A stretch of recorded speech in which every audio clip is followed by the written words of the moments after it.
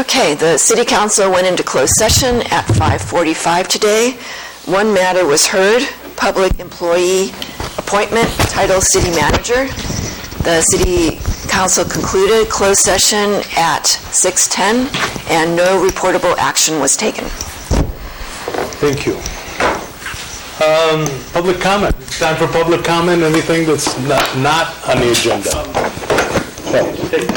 Take the roll. We did the roll. Do we need to do it again for the regular meeting? I think so.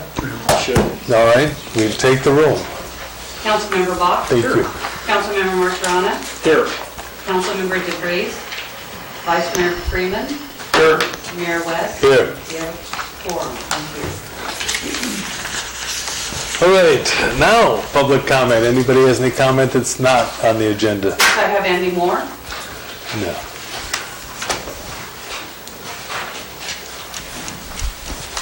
Good evening, Council. Andy Moore, 505 2nd Street here in San Juan Bautista. I'd like to have the clerk pass the documents out to the four city council members. If you don't mind.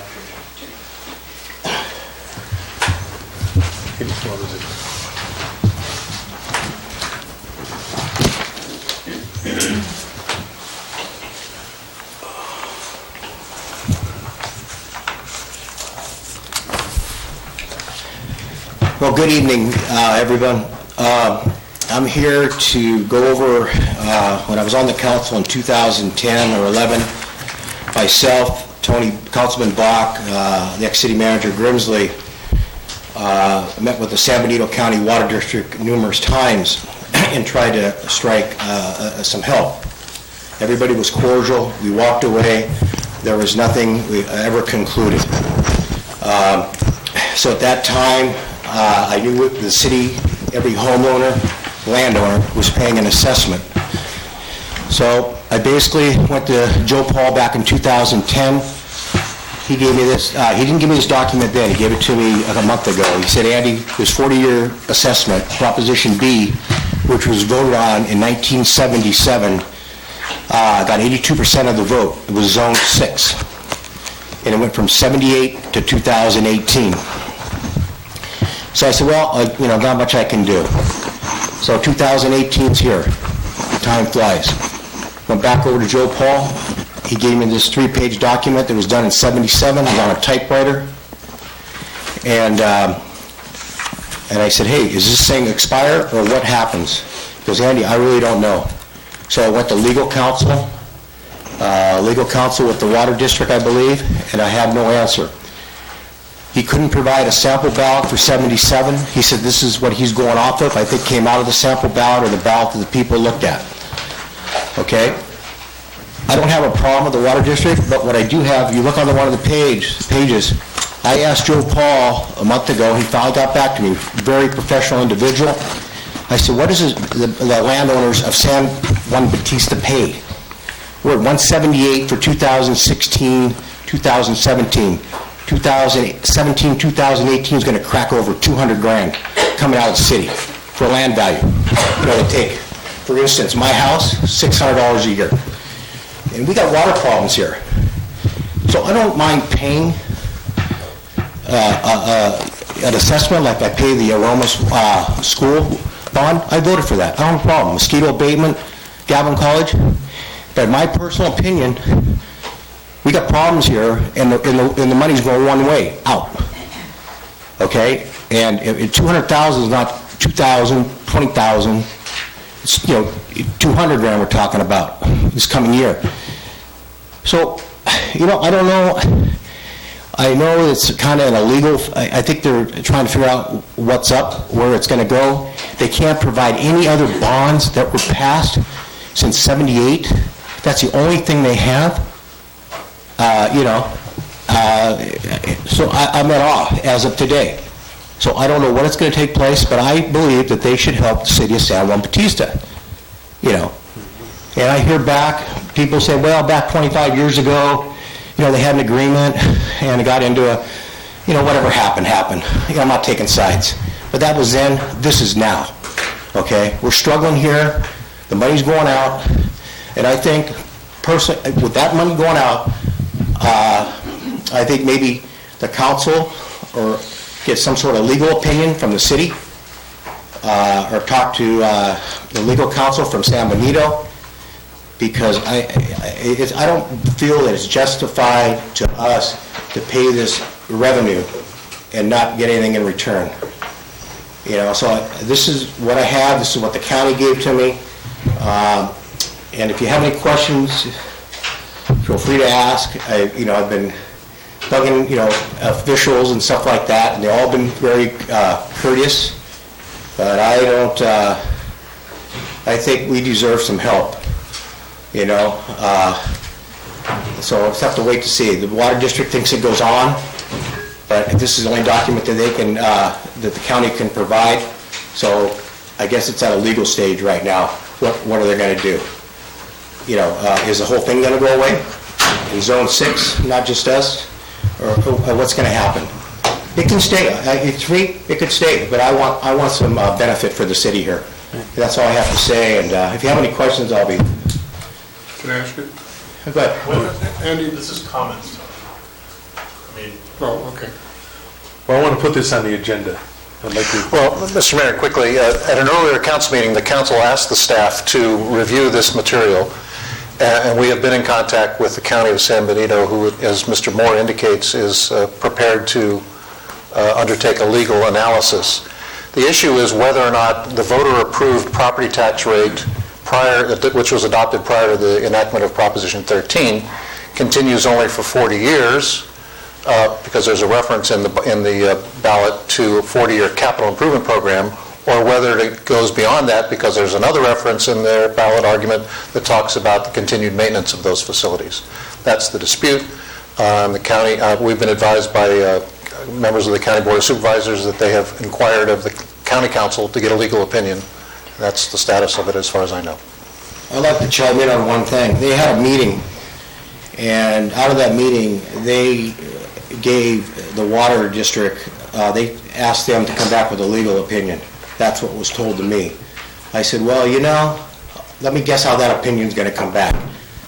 Why don't you guys go out and get your own opinion, a neutral opinion, and then let us know. I understand what the city manager's saying. I read that thing 10 times over. I've had an attorney read it, just basically look at it. I don't know. Everybody can read it. I think it ends, unless they show me something different. And like I said, I don't mind being in it, but I think that they need to contribute to us. We have some issues over here, and I'll leave it at that. And thank you for your time. Thank you. You're still looking into that, Ed? At this point, the council has referred it to both the city attorney and the city manager, and we have been advised that the county council is undertaking the legal review, and we'll be happy to report to you when that is concluded. Thank you. But this is the county water board, right? Yes. I believe they have their own elected officials and their own council, so we might have to go direct to them and put. Well, Mr. Moore has indicated that that the water district's council itself may have an opinion. He's opined as to what he thinks the result's going to be.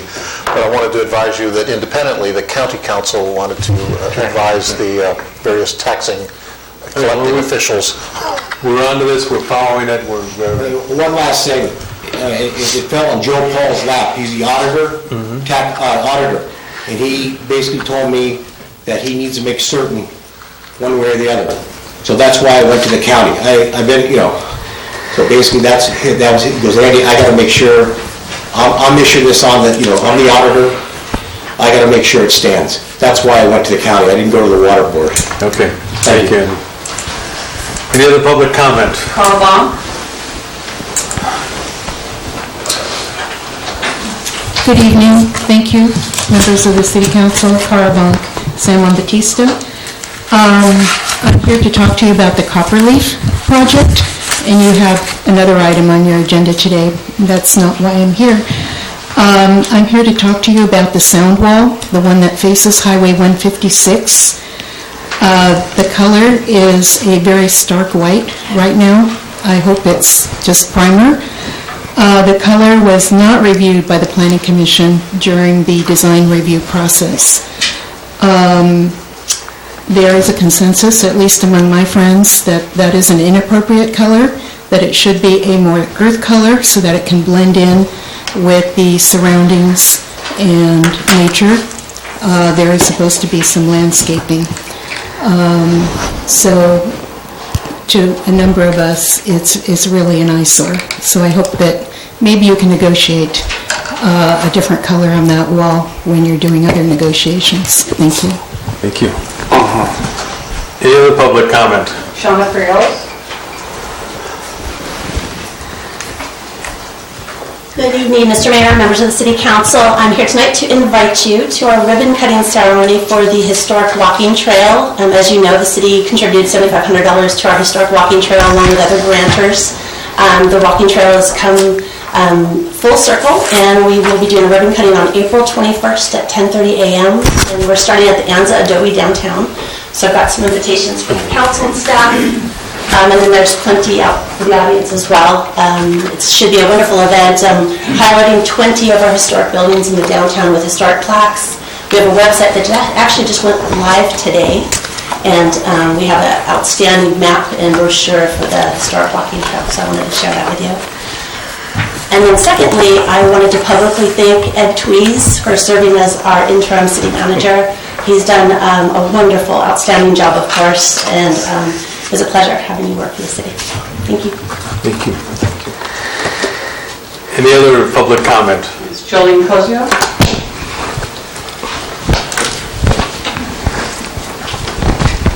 I'll be honest, Mr. Mayor, I was backing up Andy Moore in case he didn't have enough time. I was going to donate my time to him. I will say that looking briefly into this, it does look like he has a really good point, especially for those people who bought their homes more recently and are paying a whole lot towards this. And we are not getting anything back. And also to Caravanque's point, I have noticed one section of that wall has some red brick on top, as if they are possibly going to emulate the wall right here across the street from the Mission. So I'm not sure that that's the purpose, but it looks like they were trying to show that this is what we're eventually going to do along the top of the wall and make it kind of look like a Mission wall. Thank you. Any other public comment? Oh, Ed? Mr. Mayor, since two speakers have talked about it, I should indicate to you that the conditions of approval for Copperleaf require that that wall be similar to the wall along the freeway behind 7th Street, which is not brick but tile. And so the sample that out there is tiles. And they are samples because we still haven't approved the final design to ensure that it meets the conditions of approval. All right. Okay. Any other public comment? Seeing none, we'll close the public comment period. Consent items. Do you want to pull an item? I'd like to pull B and make a motion to approve except for B. We have a second? I'll second it. All right. All in favor? Say aye. Aye. Aye. And aye. That's 4-0. Item B. Yeah. 3B. I don't believe I was absent. Okay. I got my paycheck.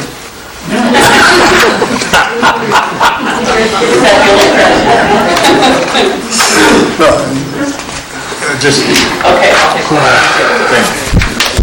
All right. move to approve B with 3B with change. We have a second? We have a second on that? I'll second it again. All right, all in favor say aye? Aye. That's 4-0 again. Go to number 4.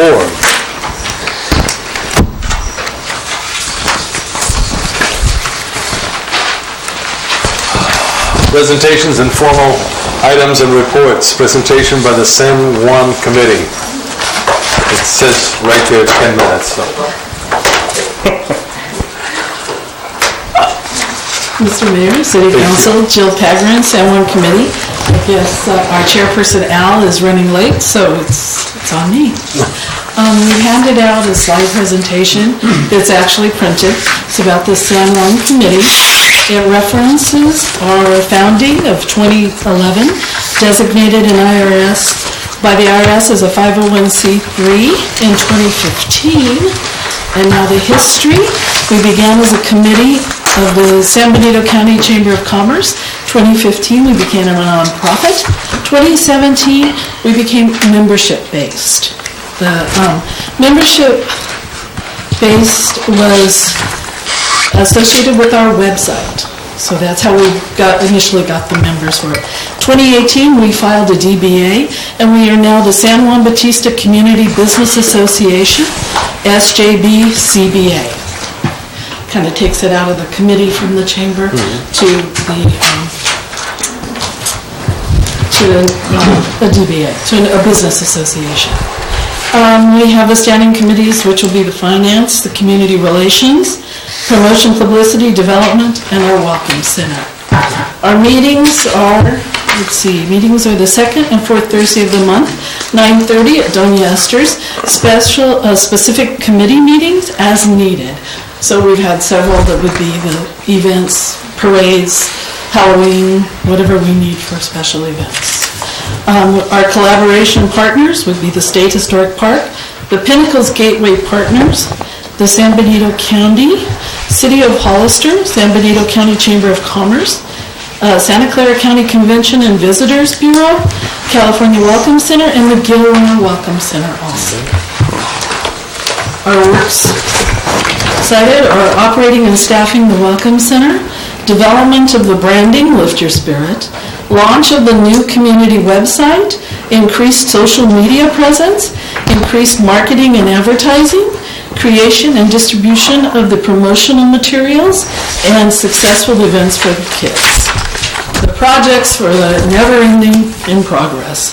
The Highway 101 billboard, the Gateway Monument, wayfinding directional signage, our Welcome Center. Now we're looking for a staff person, and membership renewal recruiting. So that's where we are. Any questions? When you get members of the committee, they're appointed by this board, or what? How does that work? No. No? We're a nonprofit. Okay. Yeah. And how long do these remain members? Pardon? How long does the membership last? Is there a term of it? 3 years, 4 years, 5 years? Oh, yeah, 3 years is our board of directors. Our membership is renewable annually because it's linked to the website. Okay. So we started with 79 members, plus the nonprofits because it was linked to our website. This year, we've only had a slightly under 50% renewed to this point. So we'll have to be recruiting. Unfortunately, we didn't calculate how much time recruiting members would take. So we've had to look really hard on that. And updating that website was really time consuming for our committee because we are still a small committee. Any other questions? Well, I'd just like to congratulate you on the website. It's very good. Oh, thank you. It's been up about a month now, I believe, right? We launched it New Year's Eve. Okay. But we still have a correction to be made to it. There's corrections to it. But we wanted to accumulate as much information and make one update, and then we can go ahead and make changes without incurring any costs. Okay. Yeah, additional costs. Jill, what's the address for that website? It's www.sanjuanbautistaca.com. CA?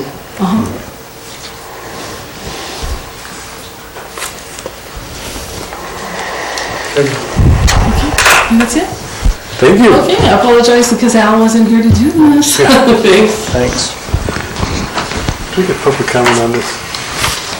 Does anybody want us from the audience to have a comment on this? All right. We'll go to Treasurer's Report.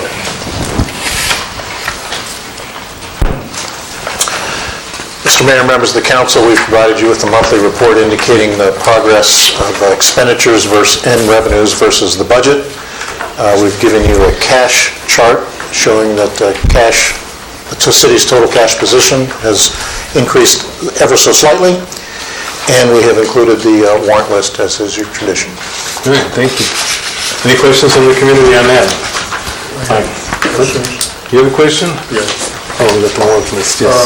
Green Line, $1,260. Green Line, I'm sorry. Green Line is a vendor that provides for Right. jetting out of the sewer lines. We've had 2 instances in the past month where it was necessary to call them out. And it was for grease. Yes. Essentially, important to remind the community, grease that comes from particularly restaurants that is not captured in what's called a grease trap, gets into the sewer line, clogs it up, slows everything down, and it's necessary from time to time to jet it out. Because what crossed my mind is, I know years ago, I used to work at Capital, and they had a problem up there with a grease trap every 6 months, but you guys have to clean those grease traps out, or it gets in the sewer line. And I think if this problem arises, they should be paying for this, not the city. There should be some kind of a charge or fine or something. Well, we have instituted a more regular inspection of the grease traps to require that they are maintained properly. There's no way of telling whose grease it is. It's not always possible to tell You know where whose grease it is that caused the problem. And then there's a check to Sean Collins for $1,130.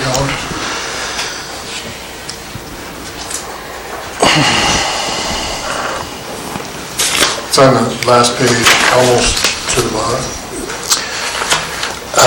Mr. Collins filed a claim against the city attributable to damage done in his private property as a result of some tree trimming work done by city staff, and so we agreed to pay that. Thank you. Right, any other questions from the council? No, sir. All right, any questions from the public? Jolene Cosio, 181 Lane. I just was curious if some of the planning commissioners might be getting some extra training. If so, I think that's a good idea, because I noticed on the warrant list at least one planning commissioner had applied for, I don't know, $545 or something, and I'm hoping that means that we're getting some special training for our planning commissioners. Is that true? We opened that up for them. I know that at least one is going. So it's a conference for planning commissioners. I thought I just wanted to check on that. Any other questions? I'm going to close the public part of that. Let's go to the next item. Monthly construction progress reports. Mayor, members of the council, you've requested monthly construction reports on the progress of the Rancho Vista subdivision and the Copperleaf subdivision. Our city engineer has provided that for you in the packet. If there are any questions, I'd be happy to address them. Any questions from the council? No. Okay. Any questions from the public on that? All right, no, close that part. What do we need? Just this report, we just take it. All right, I'm going to go to the next one, reports from city council appointees to regional organizations and committees. Okay, so AMBAG, the organization that I belong to, is now starting to put together their plan for their 20-year master transportation plan for all 3 counties, and that would be Monterey County, San Benito County, and the county of Santa Cruz. And this is a project that will take quite some time, and I'll probably give this report just about every month. Anyway, there's really not much that we have to do. It just kind of goes over us. There wasn't a water board meeting this month, so. Thank you. Tony? COG is still pursuing the evaluation of this sales tax to fix the roads, and well, the last thing they came up with is where, like, for instance, San Juan gets its money for road repairs, and discuss that with Deb, and I'll turn that into them. Actually, we only get the money from STIP and gas tax. So, but that's an ongoing sales tax. Thank you. Chris? There has not been an intergovernmental meeting, and I missed the fire committee. You were, I believe, in attendance. I was in the fire committee meeting, and it's going somewhere, but it's going, it's not going the way we would like it to go. So we're going to have another meeting tomorrow, as a matter of fact. You're referring to the contract with the city, whether we maintain it with the city of Hollister and move on to the CAL FIRE. or some other alternative. We have not looked at another alternative other than that. Okay. And as far as our LAFCO, we had nothing that we report from LAFCO. All right, Strategic Plan Committee report.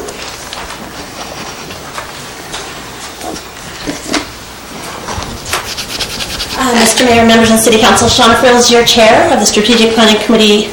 We are currently working on our annual work plan. That was something new that we decided to do this year. Cool. All 5 of our subcommittees came together with work plan items, found ourselves with about a dozen. And so what we've decided to do is develop a Gantt chart for ourselves to see if 12 projects are actually achievable in 12 months. And so that's where we are with our process as far as the Strategic Planning Committee. Each group is still meeting. The Recreation Subcommittee in particular still has that Parks Master Plan Task Force that they're focusing on. And we all have certain items that we've been kind of developing throughout this whole last year. But we'd like to present to you at your next meeting an actual work plan for the 2008 year with some calendaring so you can see it's achievable and we can see it's achievable for your approval. So that's our report. Thank you. Any questions? No, sir. Any questions from the public on that? All right, moving to item 5, discussion items. This is the Cannabis Business Ordinance, Cannabis Permit Application, Rules and Regulations.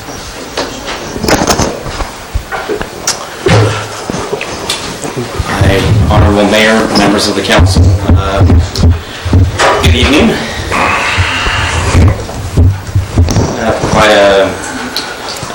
Well, first of all, thank you for your time. The ad hoc committee, as you folks know, has been meeting since the September timeframe, and we're excited to be here before you today with what we consider to be a final draft of the proposed ordinance. In addition to that, we do have recommended rules and regulations. You may also have the application in front of you, the draft application as well. So I'll go through those. Individually, and it's up to you, Mayor. But if you want, I'd be happy to take questions as we kind of move along. I think that may make it easier from you folks. Yeah, thank you. So, as you recall, back in September, the ad hoc committee formed and met several times to really start off the ordinance with a clean slate. Take as much input as possible from local and neighboring jurisdictions and what they've done, what the ad hoc committee felt the San Juan City Council and its residents would be able to live with, for lack of a better word, and they came before the Joint Planning Commission and City Council back late last year. We then went to the Planning Commission again in February, and we did receive some feedback from them as well. So in February, the ordinance was presented before the Planning Commission for their review on obviously the land use component of it, and the Planning Commission tonight is recommending that the council consider expanding the ordinance to allow all permit types to be included in the allowable commercial zoning as well. And allowable commercial zoning meaning a small component that is near the Valero station. Really, that's the only area outside of the sensitive use area that is provided by the state. Really, the only area in commercial that is currently that would be allowed. Currently, the way the ordinance draft is written, you would be allowing testing facilities in commercial zones. but that is all. That's the only type, the only license type you would be able to use in that zone according to the way the ordinance is drafted. Again, the Planning Commission is recommending expanding that to include all uses within the commercial zones. In your staff report, you will also find, so you'll find the recommendation from the Planning Commission. You'll also find a bit of a fiscal impact and really what we anticipate or perceive to be potential revenues for the city. All of these, again, are with experience that we have in other jurisdictions, and it also depends on where your council ends up going when it comes to the fee written to the development agreement or what type of tax structure you end up potentially going to the voters in November with.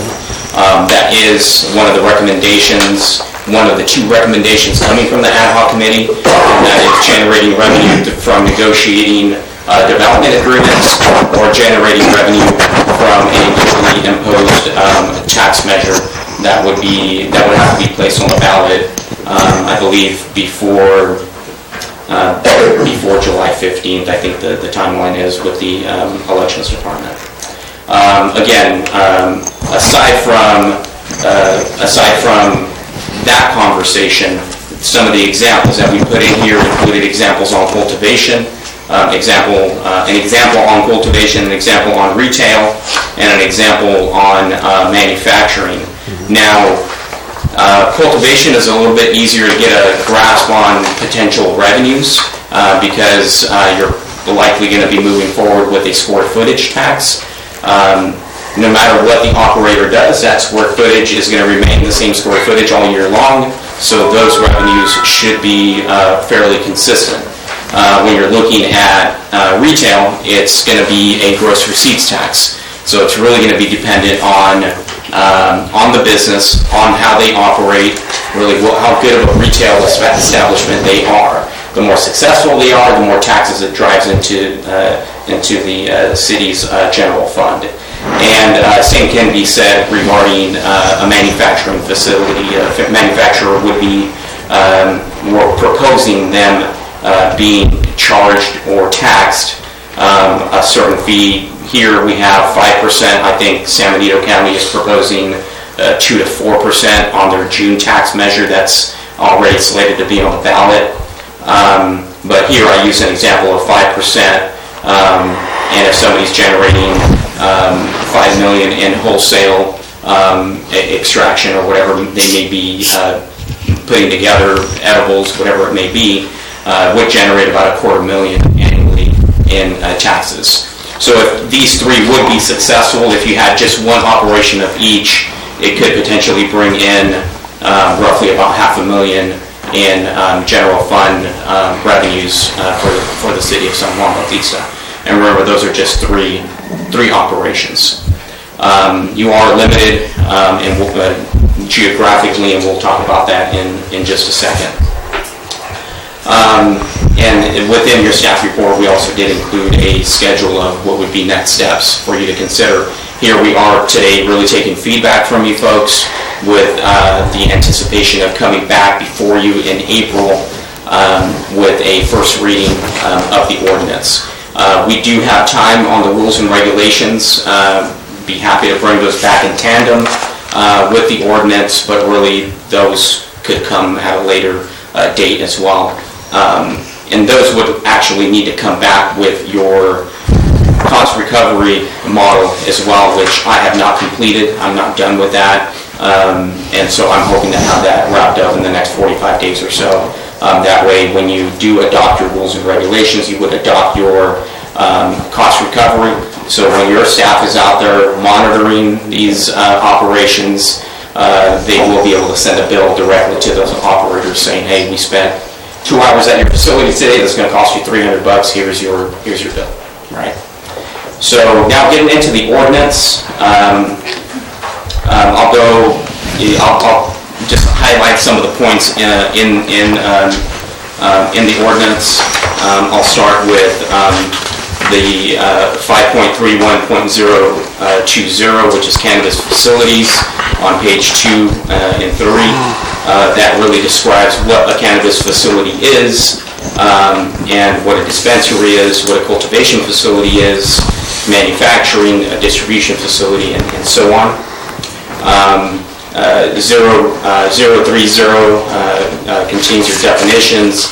040 starts talking about city council review and approval of the regulatory permits, and really we go into more depth, into greater depth when we get into the rules and regulations and what the application process is going to be for regulatory permit approval and what's going to be expected in the applications.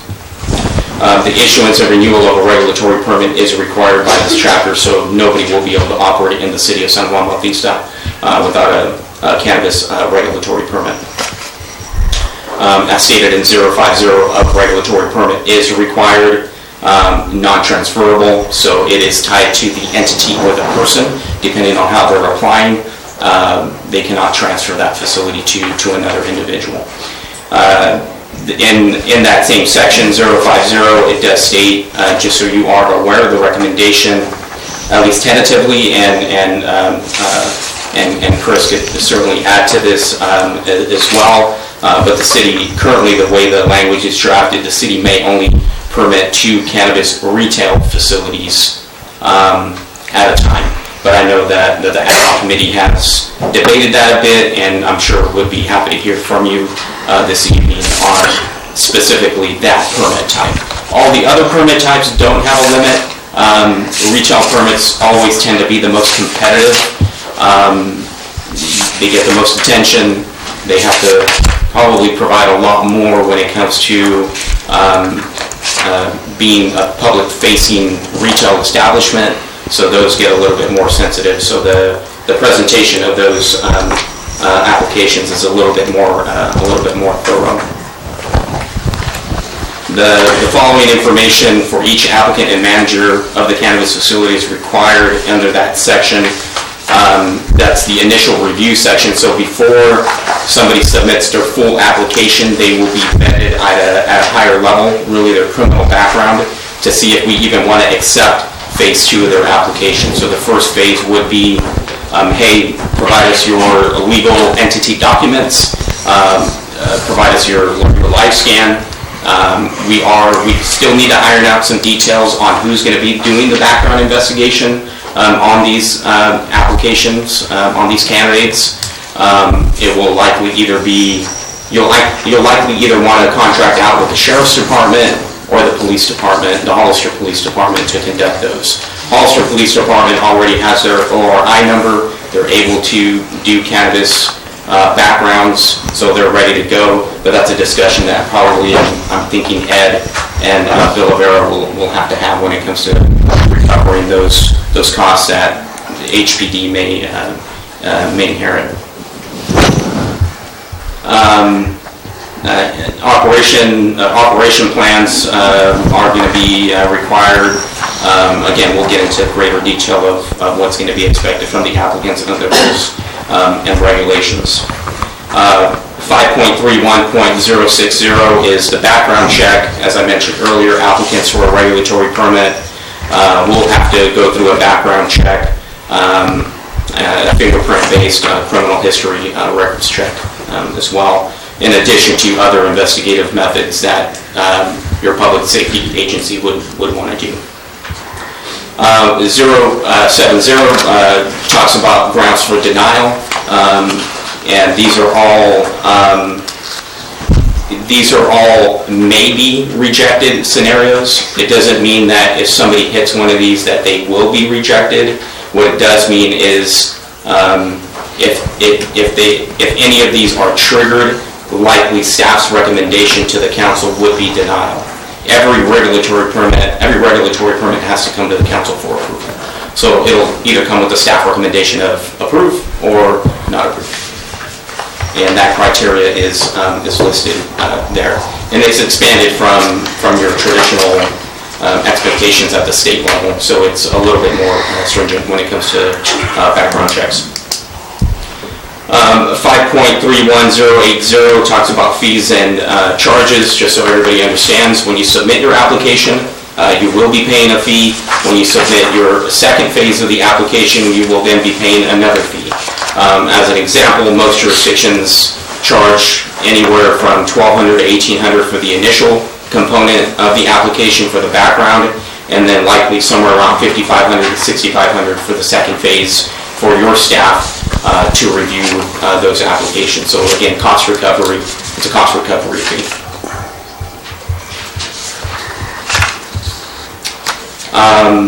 090 discusses development agreements. Again, it was initially thought that you could recover, you could capture fees or capture revenues through development agreements like the City of Hollister does. The City of Hollister does not have a cannabis tax. They collect all of their revenues through development agreements. That has been discussed. What I'm hearing from the ad hoc committee as of now is to potentially pursue a tax on the November ballot, and this ordinance would be approved contingent upon that tax passing in November.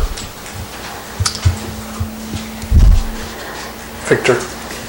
That one might be worth a little bit more. I think one of the concerns we had between the development agreement and the tax was the potential for litigation after the fact. It was for litigation. And Is it either or? Is it either a development agreement or a tax, or? it doesn't have to be, but we're concerned that because we're holding them, we're basically saying you have to create a development agreement to do this. We may be creating a legal, the opportunity for a legal challenge to the development agreements. And so we wanted to get Deb's feedback on this. We're still a little hazy, but I think we need some legal counsel on that one. But that was the concern. So we're thinking the tax is a better way. It goes to the voters. It's very clean and straightforward at that point. Would you say that's accurate? Yeah, you're absolutely correct. And Let me follow up on that. Would it be both a tax on the initial, and then would there be a development agreement in addition to that? No, I think, it's still, that's what we're here to talk about, but and I think we need counsel, legal counsel, but the concern is that if we say you must enter into a development agreement with us, or we don't even look at your, we're creating an opportunity. The development agreement is a contract that has to have the consent of both parties. Okay. Right? So if we're coercing the contract, we don't want to be put in that, we don't want to put anybody in that position. So it could be vulnerable. And I don't know. I don't know if you want to chime in on that now, or if you want to spend some more time reviewing this before you comment. I've actually looked at this, and I'm sure the Hollister city attorney has looked at this too, because that's the way they do it in Hollister. I don't think there's anything that clearly is on record that says that's illegal.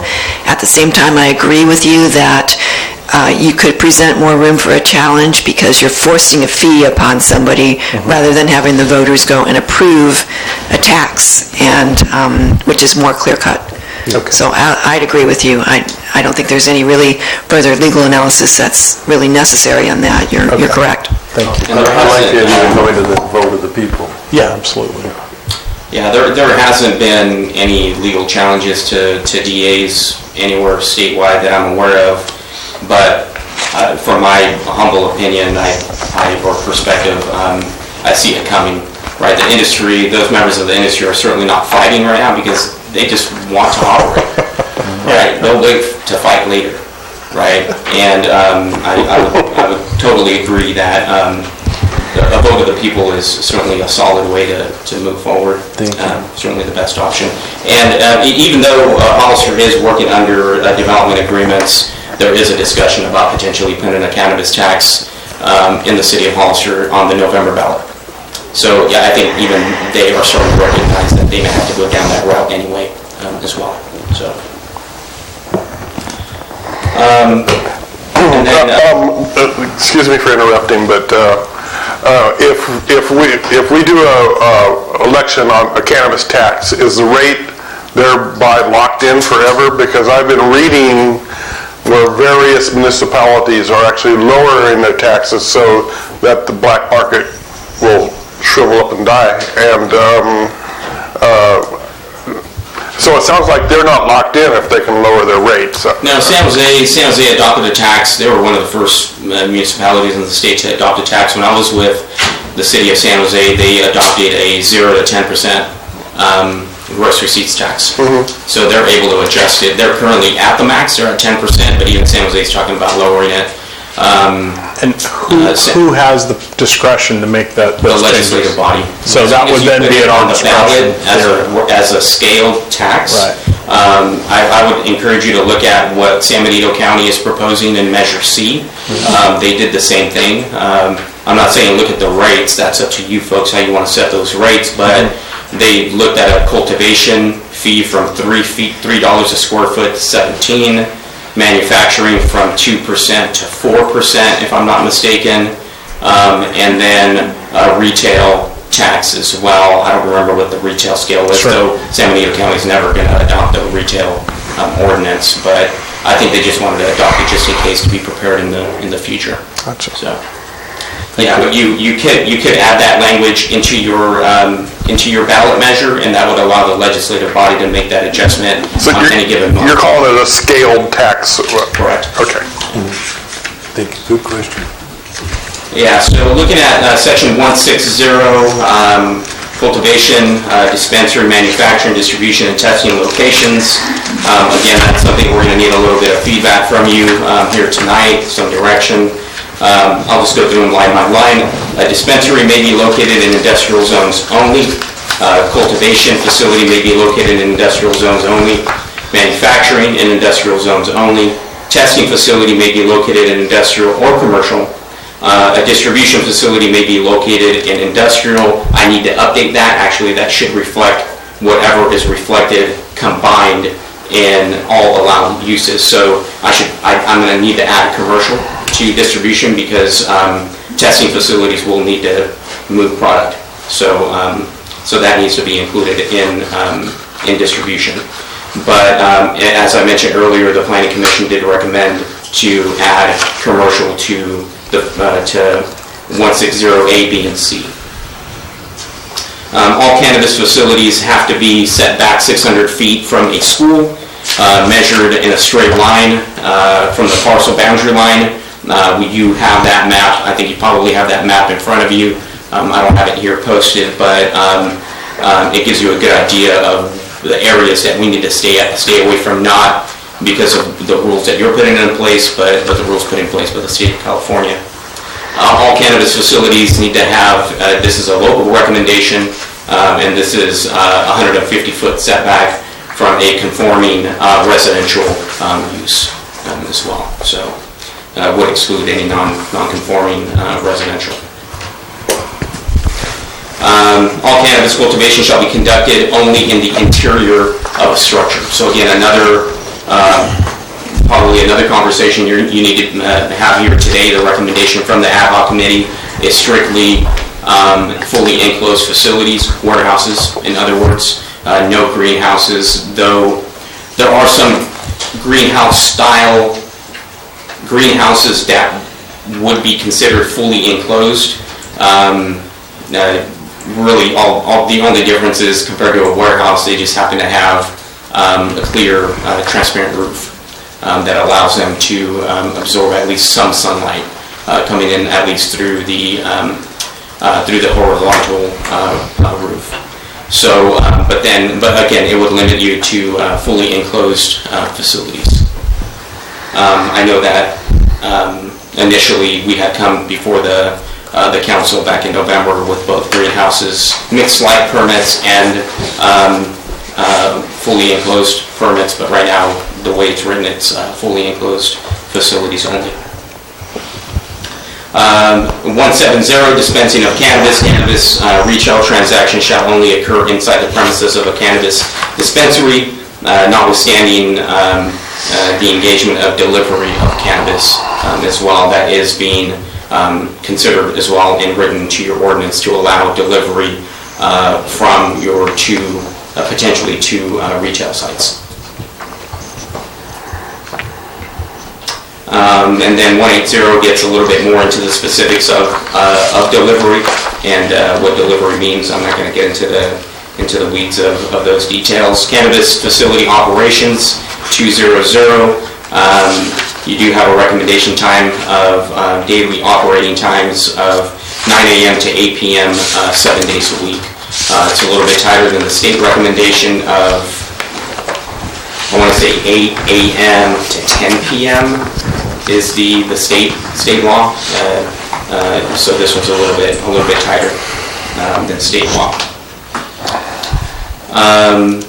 210, each cannabis facility shall operate in a reasonable manner that the effects of the health and safety of the nearby properties through the creation of mold, mildew, heat, noise, gases, odor, smoke, whatever it may be, would need to be mitigated. So under your rules and regs, you will see the requirement for odor mitigation for these facilities. If you're looking at fully enclosed facilities, I was at a site early this morning in San Jose, a fully enclosed cultivation facility, and you literally cannot smell anything outside because of the air scrubs and because of the negative air pressure as well required in these buildings that really force the air to come in and not to escape. Records, all these operators and permit holders will be required to inventory their product, keep it heavily inventoried, and everything would have to be accounted for within that facility. Each facility has to maintain their premises, on their premises, all records and documents, so in case your staff wants to go in there and review their sales or inventory to make sure there is no lost inventory, anything like that, staff has full discretion to do that, though under your rules and regs, they would be required to notify the city of that. So if there are any inventory challenges to that operation, they would immediately have to call the city manager or designee and let them know, hey, we mysteriously lost 5 pounds of cannabis, right? That way your staff is aware of the situation, and public safety would then get involved in that investigation. Financial statements, again, 60 days requirement for that. Community relations, 240. Every single permit holder facility will have to have a community liaison, somebody that would work with the elected body, the city council, and city manager on any issues that come up. If you're having complaints as a council member and on this facility, you should be able to reach this person directly and say, hey, this is what we're hearing. So it's important to make sure that you have that connection between the facility, a human in that facility, and their neighbors. They do have to provide all the contact information to any neighboring resident or business within 500 feet, according to the way the ordinance is drafted. Inspections and enforcement, the city manager or designee, public safety, whatever it may be, if it's a manufacturer, the health department, again, whoever it may be, would have the ability to go in during normal operating hours to inspect a facility unannounced at any given time. I'll get into 300, which is the last section, cannabis permit types. Currently, you have only type A permits, which are indoor operations only. You have specialty indoor, which is 500 to 5,000 feet. Specialty cottage, which is indoor up to 500 feet. That same permit allows you 2,500 for open or mixed light, I believe it is, but obviously right now we're only looking at indoor, so that would limit it to 500. Type 2 permit, which is 5 to 10,000 square feet. Type 3 cultivation, which is 10 to 22 at least over the next 5 years till 2023. Type 6 and 7 manufacturing permits, which is both non-volatile and volatile extraction permits. Type 8, testing laboratories. Type 10 is your retail permits. 11 is your distributor permit, and type 12 is your micro business. It's important to note that type 12 permits do allow a small amount of retail dispensing, so please take that into consideration. If you're only, currently the way that the language is drafted, if you're saying only 2 retail distributors are allowed or dispensers are allowed, micro business would fall into that retail component. So it could be either one storefront retail and a micro business permit, or 2 micro business permits, or one non-storefront permit and a storefront permit. You could blend it a bit there, but again, that still only leaves 2 publicly accessible retail sites in the city of San Juan. Victor, a couple of questions on this, on the charts on page 21 and 22. Are these your charts that you developed, or are these state classifications? These are state permits. Okay. Yeah, I'm trying to keep it as consistent as possible, so when you do apply for a facility permit, these can change. The rules and regs still, the permanent rules and regulations have not rolled out yet from the state. Okay, but these are designations that the state has drawn up, and as of yesterday or today, they're kind of what we're using. Correct. Okay. So that summarizes the ordinance. Again, I know that's a lot to consider, but a couple of things, again, that you want to take into consideration. Certainly the development agreement discussion, that's something that needs to take place, because we would then need to add language to the ordinance that states that the ordinance would only become effective if a tax canvas tax passes, right? So we wouldn't be able to start taking applications until post-November, or you could actually take them earlier if you want. Unfortunately, that the applicant would be rolling dice a little bit, right? If the tax doesn't pass and they just lost their fee. But my recommendation would be around that time frame to do that. So again, taking that into consideration, the residential setback that you have right now of 150 feet. Take into consideration the recommendation from the Planning Commission, which is, again, to add all permit types to both commercial and industrial. And then also evaluate the mixed light and interior grow discussion as well. Those are all components of your ordinance. So if you'd like, we could certainly talk about that now, or we could get into the rules and regulations. Up to you folks. What's the feeling on this? This is a little overwhelming probably for you guys. We've been dealing with it for some time, and I'm wondering, I don't know if any of you have spoken directly with Victor in reviewing this, but I would suggest that you need to, spend some time in it if you haven't already, and perhaps be making some notes, because it is pretty convoluted, and that perhaps we should have a special meeting just to talk about this during the day one day, where we can sort of roll up our sleeves and go through it with a little more of a fine-tooth comb, because this is, I think we've been very conservative in terms of what we're suggesting as the potential license types and locations and so forth, and we've been very conservative deliberately, because I certainly am very concerned about the effect on the town and the impact on the town. There's obviously a lot of money potentially out there, but I'm fearful that there's a lot of money behind these businesses that could overwhelm us in terms of taking advantages of any mistakes that we make. And my concern is knowing nothing about the business. Yeah. I don't know where the traps are or anything like that. I will say one thing though, while basically I like the thing, I'm very concerned about putting in commercial property, going into commercial property. That's my only initial concern in this first review of it. Well, the only, in what the subcommittee has presented, the only business type that can go into a commercial zoned property would be a test lab. So this is not a business that's manufacturing or growing or selling.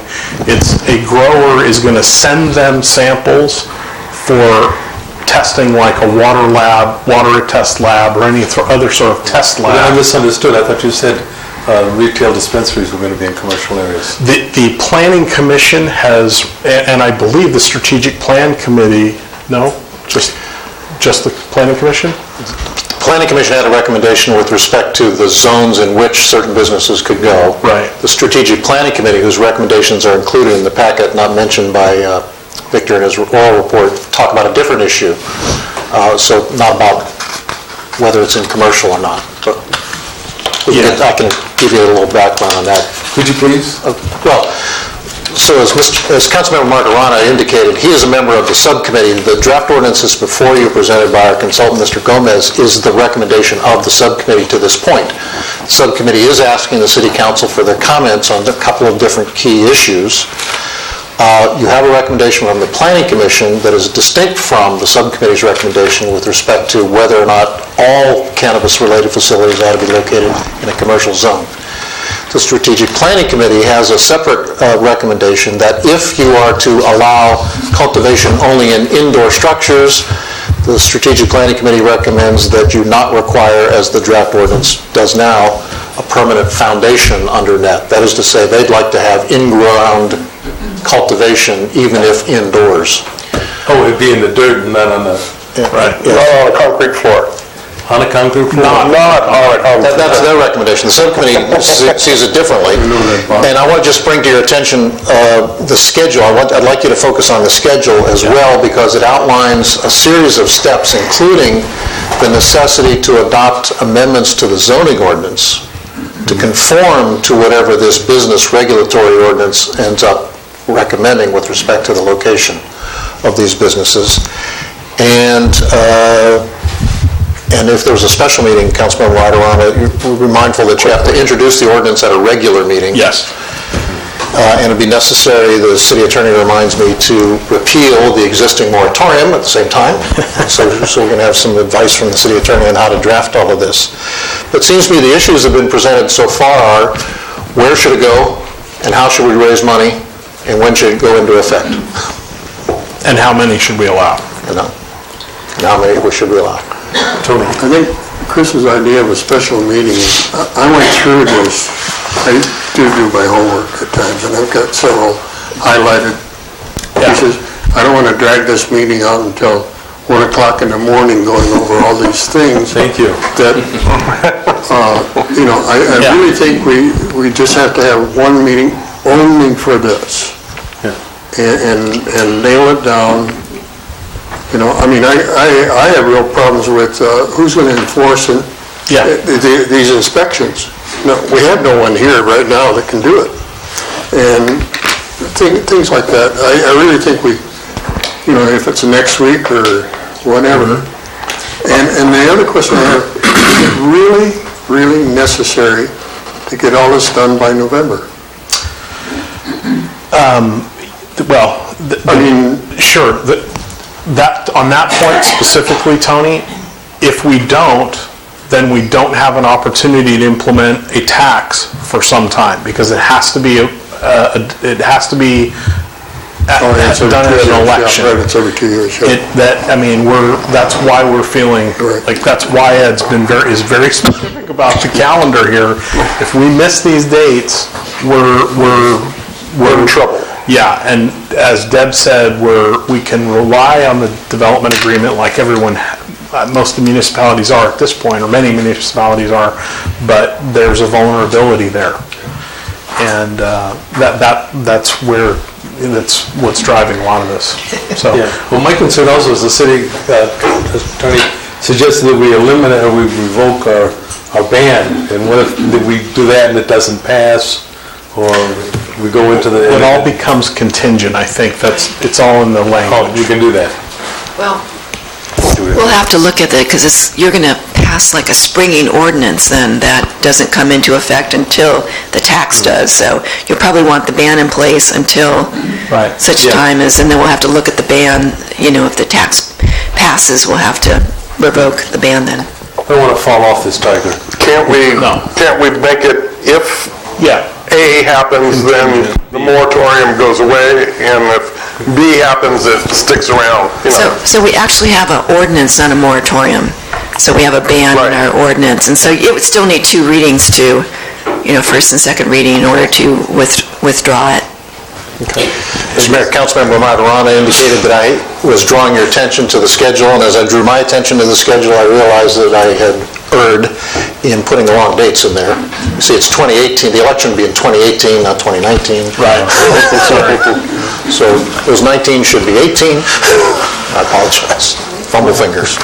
Well, I'd like to follow through with Chris and set a special meeting only for this, and just more or less cut this off, and at that time, you can have public comment and the whole thing, because otherwise this is going to take a couple hours. Yeah, and if it would help, Councilmember Bach, I could prepare sort of, I could send you an email with, the areas that we're really going to need direction from you on. That way, as you review the ordinance, when you take it back home and allow it to put you to sleep as you're reading it, you'll know kind of what we're looking for in the direction that I need as your consultant to finalize this, and again, hopefully bring it back to you as a final, as a first reading in April. See, what I don't want to do is approve something that somebody's going to be able to blow a hole through. Right. And, or we're going to step in it, you know what I mean? Yeah, and so, absolutely. So one thing I did forget to mention that I do want to mention that Ed had brought to my attention as well was there is, just so you're aware, there is state legislation being proposed that would essentially, so the state, you have your local taxes and you've had that discussion here. But in addition to that, these operators are going to have to pay a state tax, right? Cultivators will have to pay a weight tax. That money goes straight to the state of California. Well, it goes to the distributor and then eventually to the state of California. And then on the retail side, you have your 15% retail tax, right? That's collected by the state of California as well. So those revenues are intended, at least a portion of them, because nothing ever makes it fully back from Sacramento, as we all know. At least a portion of that is supposed to come back for local grants, right? So you will have $50 million by 2022 on an annual basis. The state of California will have $50 million available to local jurisdictions for grants for local nonprofits, for health departments, community-based organizations, and so on. If those nonprofits and those organizations fall within a jurisdiction that has banned cannabis, you will be excluded from applying for those grants. So just so you're aware, I want you to be caught off guard if it looks like you're heading toward a direction of trying to regulate the industry here in San Juan, but other jurisdictions, for example, San Benito County, if San Benito County doesn't pass any kind of ordinance, their health department and their local nonprofits will not be able to apply for this $50 million bucket of grants. So I just wanted to mention that, just so you're aware that there are state funds available to jurisdictions that do adopt local regulatory ordinances. If you'd like, I can go through the rules and regulations. We don't have to review those at your special meeting, at your next council meeting, but if it's okay with you, if I could run through these in about 5 minutes, because I want you to get a sense of really where the operating procedures and oversight will come from. It's not all going to come from your ordinance. Your ordinance lays the structure, but it's really your rules and regs and application procedure that really dictates how they're going to operate on a daily basis I'd be happy to run through those. If you can do that in 5 minutes, fine. Otherwise, when we open this up for public comment, it's going to go forever. Got it. So I'll run through those really quick, and I think those should be before you. So again, you have stage one. We'll talk application process first. You have stage one, which is eligibility, making sure that we make sure that the applicant is even eligible to submit their application. That's on page one. Page two is stage two applicant facility evaluation scoring. That's when they submit their 180-page application, and as staff, they review it and make sure that all the criteria is met in that application. And it's scored. As you can see on page 2 and page 3, each component of the application has a certain amount of points available. That review committee that is set by the city manager then gets together and says this application gets 50 out of 100 points. This one gets 50 out of 200 points, whatever it may be. Under section 4 is the cannabis facility regulations, the actual regulations, which is on page 3 and 4. They're all going to be required to have closed circuit television. So at any time, if Ed is bored, he can sit in his office and he can watch somebody trim cannabis for 5 minutes if he wants. He's not smiling, so he's interested in that. Talks about windows, roofs, making sure everything is secured in the building, making sure the product is secured, make sure that from a public's perspective, none of this is visible, right? Making sure that I can't see that edible product through their window and entice somebody to break that window and grab their brownie. It talks about entrances and exits, and certainly, again, at your leisure, I want you to review these and give us some feedback, because this is when you get more into detail in their operations. Identification badges, that's going to be a requirement by your public safety agency, either the Sheriff's Department or HPD. Access badges as well.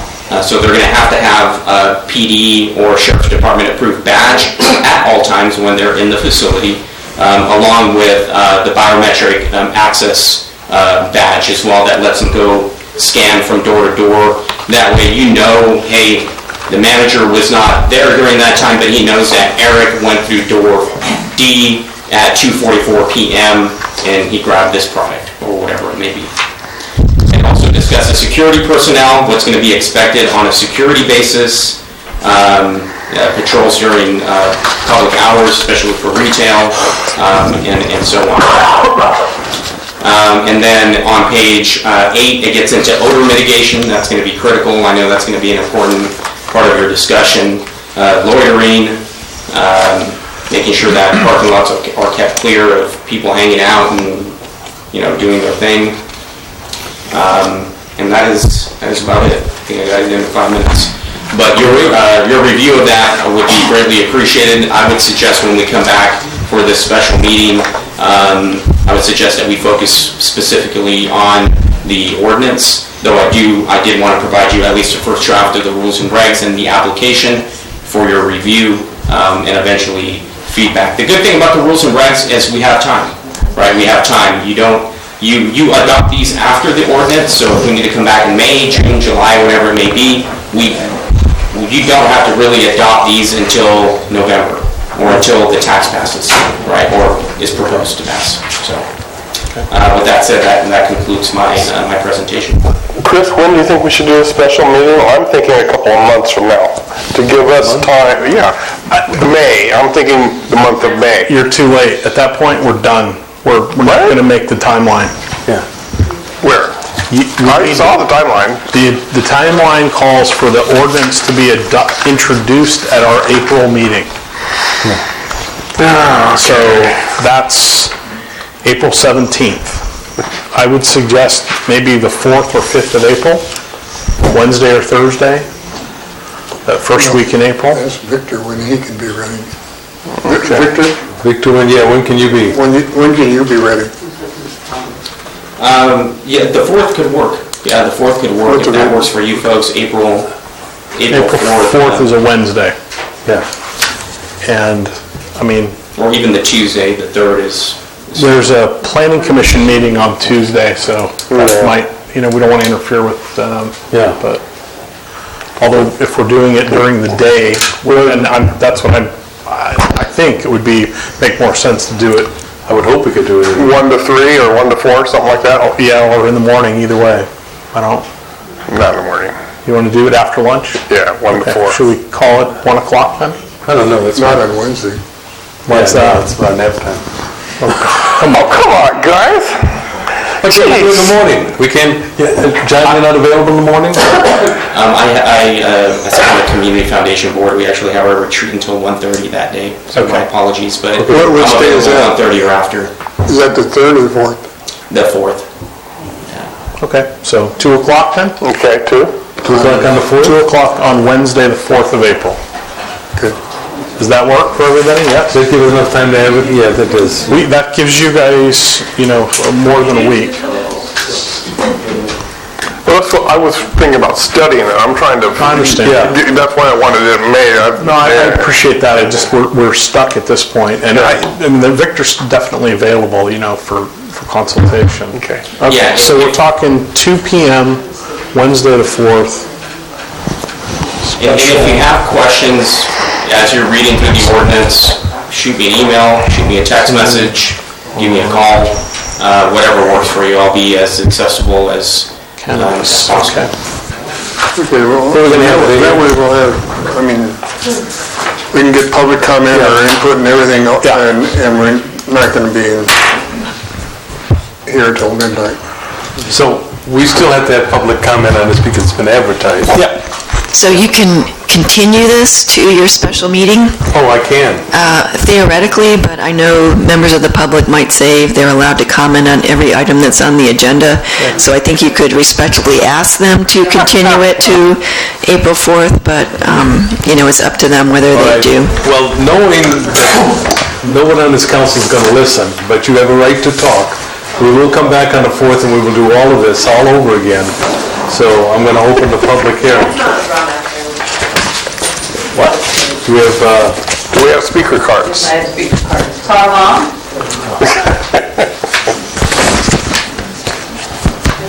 I'd just like some clarification, because I'm confused about the commercial part of it, and I did read through the entire ordinance and the rules and regulations. Is it true that it can only be, it would be limited to that area near Valero Station? That was my understanding from reading the materials. There's the recommendation from our planning commission, there's a recommendation from our subcommittee, and they're not the same. I can tell you what the ordinance recommendation is, and Victor can correct me if I'm wrong. It does not include, the only allowable use in a commercial zone would be a testing lab. Right, that's what confused me, because if the only commercial area where you could have some kind of cannabis operation is near the Valero Station, That is correct. then I think it should be opened to all, I think a dispensary in that location would be a really good idea. Okay. Because it's close to the freeway, it's not close to a school, it's on the edge of town. And I think that was the consensus of the planning commission too. Okay. That was their line of thinking exactly. So, And not being able to attend your April 4th meeting, hopefully you'll consider my comments. Thank you. Thank you. Next. Scott Friels? Scott? Thanks. Scott Friels, Town Hall. I won't be here for the Wednesday meeting, so I won't be able to talk then. Hopefully you listen. Question on the taxes or the figures. Where does that come from? Where's the dollar figures come from? I mean, is there some type of sliding rule or something for a town of 1,700, or it seems like an awful lot of money for such a small town? Those are averages taken from local jurisdictions. Of 1,700 people? You mean for the retail? The only one that's going to be Why don't impacted you is ask the retail. questions be posed, and then we can ask Victor to come up and answer. Okay. Good idea, thank you. Let's see, on the overseeing part, has that been figured out, who's going to oversee this? and then how much we're gonna pay that person, and then, is there special training for that? Does the state have some type of special training? If we decide to do the measure, the tax measure, and it doesn't pass, then what happens? Does the thing just go away, or, I mean, we need to figure that out. I didn't hear anything about the home cultivation. Isn't it, I think, is it? This is strictly commercial. So, but we can't, but they can set guidelines, I believe, for how that's grown, so that way. The state says, I believe the state has already set that, and you can grow 6 in your backyard right now. You don't have to. Yes, but the city can say, we don't want to grow 6 in the backyard, we want to grow them in a secure facility, so not everybody can jump a fence and. So that's, because Gilroy did it, so that's, Gilroy did that. I think we had that already. Okay, is that in there? I'm not sure. And then, the exclusionary map needs to be updated because the 2 parks in Rancho Vista are not on the map. So that's going to be 2 more big sections of that. That's all. Thank you. And could you please send those questions in so they're part of our discussion on the 4th, even if you can't make it? Yeah, go. Okay. Thanks. Next. Mandisa Snuggies.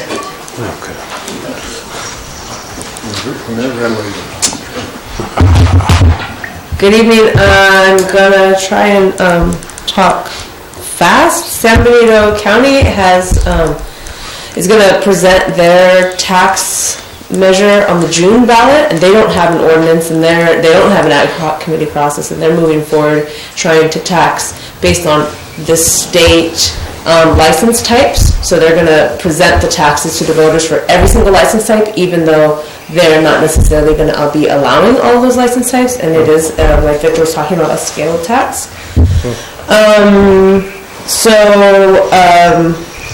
I also wanted to talk to you guys about state legislative updates, which I have discussed with the Board of Supervisors, and the Board of Supervisors also has a lobbyist named Kim Stone Advocacy, and they've requested her provide them with updates about the changes that are happening in Sacramento. Ones that I think would be relevant for you to know, Senate Bill 1302 would prohibit a local jurisdiction from preventing deliveries inside their jurisdiction. Senate Bill 930 is an intent to establish a state chartered bank for cannabis processing.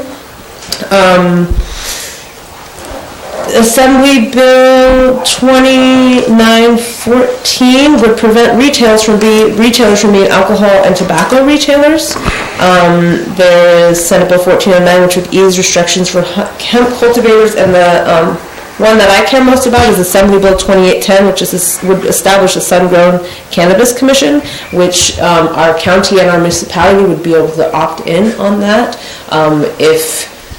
if you wanted to, which means that through that commission, if established through that commission, we would be able to qualify for state appellation of origin, which would really help make our unique, distinguish ourselves as San Benito County, San Juan Bautista City, Hollister City, as a location of where to get craft cannabis in the state. So I can email you all of that. I know maybe 90% of it went over, but just my comments, the state may be lowering the excise tax across the board from 15%, as Victor stated. And I would, again, over and over again, warn of the dangers of indoor cultivation. Monterey County used existing buildings and existing greenhouses only because we have ag land we have to protect. We cannot have all newly erected greenhouses in our open ag valley. It's a concern for San Benito County. I think it also should be a point of concern for this council. So yeah, along with asking that for that ballot measure, if you're going to present that on the November ballot, open it up to all the license types, and then you can amend your, you have room to be able to amend license types if you wanted to, and the voters would have already approved it. You don't have to continue to go back to the ballot. And then my own personal request is that if the ad hoc committee process or the recommendation process is coming to a close, that you transition into a community advisory group process where you allow stakeholders, maybe members of the council, maybe staff, to come together and have these type of discussions, you have resources, like I keep saying again, you have resources in your community who want to help educate and provide you with information that you need. If that's information and updates on what track and trace is, if that's, like Commissioner Friels was talking about, of training how to do application vetting processes and things like that nature. I just want to reiterate again, you have resources, you have support, reach out to your community, allow us to come and engage in a conversation with you, and I'm happy to help any way that you need me, right? Because I'm your, I'm just an advocate, loves volunteering my time, so thank you very much. Questions, more questions? Did that make sense? Yeah. I have no other speaker cards on this topic. If anyone else would like to speak on it, please come up.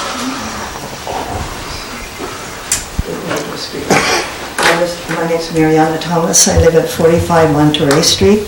I'd just like to know where the location is by Valero that you're considering. Across the street, across McCollum Street. Across from The big empty lot. The big empty lot. empty lot. Yeah, that is zoned commercial. Just to let you know that it's taken us years to stabilize our neighborhood. We had a lot of drug issues on Morentis Court, and I thought I had it cleaned up. well, we had to call the police many times, the residents there. Not in the last couple of years. And so I will be watching this very closely, very carefully, because I've invested a lot of time in the historic house where I live, and in having the neighborhood really come together to maintain the type of life that we opted for when we purchased in this community. Thank you. I would just suggest, why don't you come by and we'll look at a map and I'll show you exactly where we're talking about. I would do that. Please, feel free. Thanks. Any other public comment on this issue? Shauna Friels. I just had a question. Is the compressed timeline based on the ballot measure, making it to the ballot? So ballot measure resolutions aren't due until August. They're not due in July, just so you know. You still have that additional month. And it's usually the second week. You got to do the work beforehand. I'm just saying, if you're compressing this timeline, you've got an additional month. What is that again? I don't know the exact date, but it's generally the first week or second week of August. Is the ballot measure. Okay. August 10th? Any other comments? Prior to the council's August regular meeting. Gotcha. Andy Moore, 505 2nd Street. Just a few things. Law enforcement, we don't get law enforcement over here. They're stretched thin. That's an issue. I think that you need to notify each of the property owners what's going to happen, may happen in their neighborhood. So they're aware of it, maybe a personal letter that this may occur if this passes. Very important. They may be all for it, I don't know. But maybe you should also, like I said, I don't know where the staffing is going to come from and overlook this in a small town that we have. I'm not saying I'm against it. These are just issues that I think that the council needs to address, and maybe get the sheriff on board. He's the first responder over here. See if he has the staffing to handle this, endeavor that you're on. I'm not for it or not against it. It's new to me. So those are just some of my concerns. Okay, thank you. Andy, Sheriff Thompson's fully aware of the content of the ordinance, and we met with him, and he was, I won't say he gave his blessing, but I would say he's comfortable with it.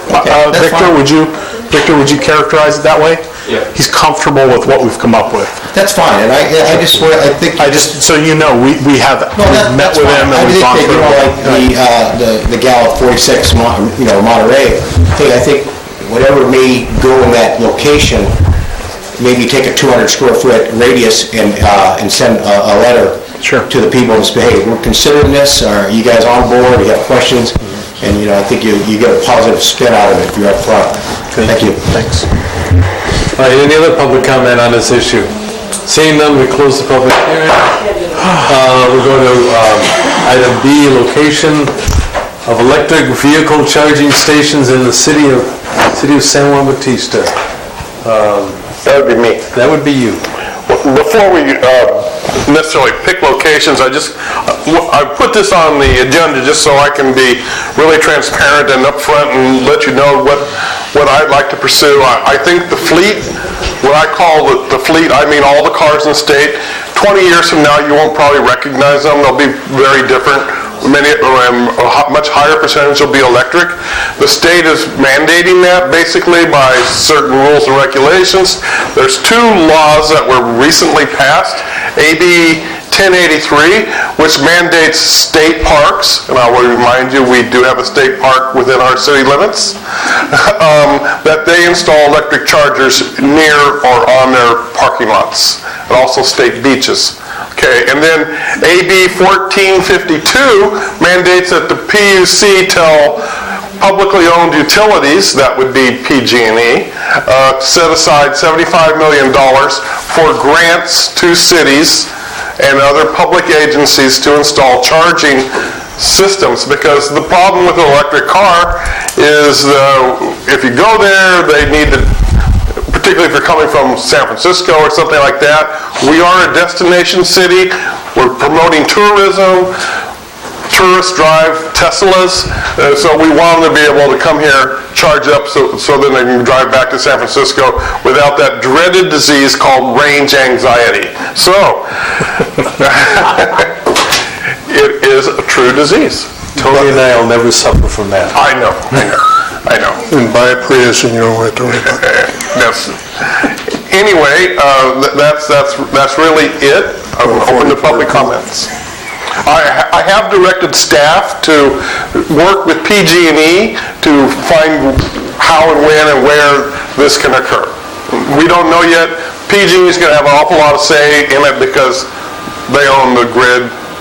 You know, it will suck a lot of electricity. All right. Any questions from the council? No, I'm having recently purchased a plug-in hybrid. I'm thrilled with the car, and I'd love to have a faster means of charging it than 110 plug in my car or in my house. We do have one charging station, and I think it should be outlined on the street and a sign put up there that, because I see regular cars parked in that spot. Right, I know. And I don't know, one thing I did a couple of years ago, I called Tesla and asked them, and, well, no, they put a whole bunch of them at the mall, you know. They did. They absolutely did. Did you think about San Juan? And they said no. So that was in. Now we can change that. Okay. All right. Okay. Thank you. That's it. Where would you? We're going to close the public hearing on that. Oh, I'm sorry. Okay. No, we've got more public hearing. Wait, I wanted to. Public comment on this item, right? No, on the previous item. On the electric station thing. I'm sorry, excuse me? Where are we? We have someone in the back that wants to speak about the electric charging. Oh, okay. Well, that makes two. I thought you were on this project. Okay, but never mind, I apologize. did you open the public hearing? Yeah. Could I ask that question? Yes, I did. If John identified any places they could put one. I think he said he asked staff to for input on that. I think it's premature for us to be picking parking spots for electric chargers. Like I said, I think PG&E is going to have a lot of say in it. They might have to put in a new transformer because these things suck power. It's just obvious. Okay. Is there any more public comment? All right. Eric Daniels with PG&E. Okay. So, This is not on that slide. So it's your fault. no, Council, Mr. Mayor and Council, Eric Daniels with PG&E. You are right. The state is doing some changes in the mandating going on. In fact, PG&E is going to be, currently there are more than 60,000 electric vehicles in PG&E's service territory, which is about 20% more than the national average. To meet that demand, PG&E has launched a program to install 7,500 new public access charging stations throughout the service area. If you are interested, I have a whole presentation I'll give you, give to staff to follow up on. We are trying to reach out to communities for this very reason. So we're reaching out to you too. Yeah, so the timing is perfect, sir. In our plan, you have to have at least 10 spaces for the program that we're putting forward. But they can be wherever you want, either city fleet or in public spaces or some combination thereof, but they have to be 10 together, but you can have multiple 10s. We would like to partner with multiple cities, counties, local agencies, but also private sector. So not just at the state park, but also perhaps at the shopping center down near the highway in the corner on the Alameda. I won't go into all the pertinent details, but just to say we are here to work with you. I'll leave some materials with staff, and hopefully there'll be some follow-up. But there's a program available to do exactly what you're talking about. Thank you. You bet. Thank you very much. I thought because we had put the slides on for the next side of it. He's in a hurry. You're sir?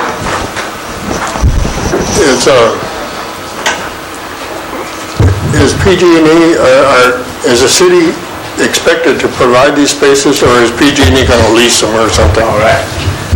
I was just going to save some time on that. But no, there's a combination of the way they'll work. PG&E, you'll apply online. We'll perform a lot of the reviews with respect to where you want to put them and whether that's a location that's going to be feasible for it. We'll do the preliminary design work and work with the program participants as you choose your equipment that you want. You have a menu of equipment that you can have, and then there's also the ability for you to potentially gain some revenue out of it too. Won't be much probably, but there could be some. PG&E and the program participants would approve the final design. The program participants would sign an easement so that we can bring the energy to the location of the 10 spaces. PG&E would manage the construction of the program, and then the chargers are energized and the rebates and processes will kick in after the inspections. So it's a combination of a partnership that we would work with you. We would do the infrastructure, but you would be purchasing the equipment for the charging station and amongst the menu that you could pick from. Thank you. And like I said, grants available. Yeah, well, we got one from AMBAG, I think it was, yeah. Any other public comment on this? Yes. Leslie Austin. Hello, Leslie Austin, Aromas. Well, the PG&E man is here. Just a quick question. I know lots of folks in both Aromas and San Juan Bautista have been working with PG&E not for electric vehicle charging stations, but for solar installation, and they've been waiting months and months and months after they pay for their solar systems to get them installed. So I'm curious to understand if you could speak a little bit about the timeline that the city would be required to participate in, if you have some sense of that. You're talking about personal solar systems? Yeah. That your contractor's working with us on. I don't know the pertinence on the specifics of each one of those, but on this program, a specialized team is being put together to work with these charging stations. So it would not be the same department that you were working with. Do you have a sense of the timing? For this? I don't remember what it is, but... For the application to the commission? I don't know if the paperwork has that. It probably does, but I don't know off the top of my head. It won't be fast. It won't be fast.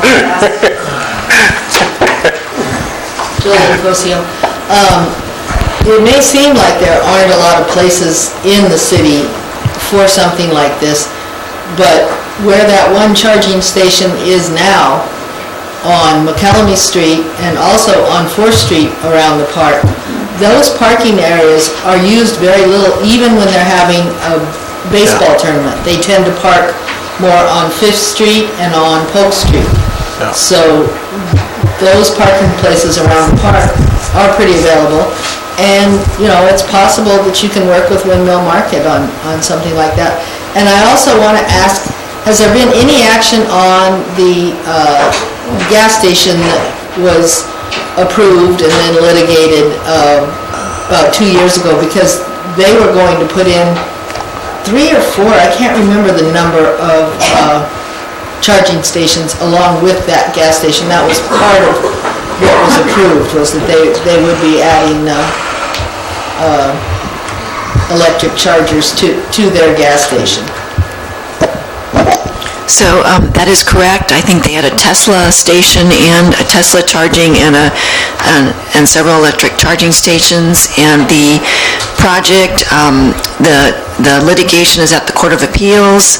It's been briefed, and it's been sitting at the Court of Appeals for probably 5 or 6 months, waiting for the Court of Appeals to set a hearing date.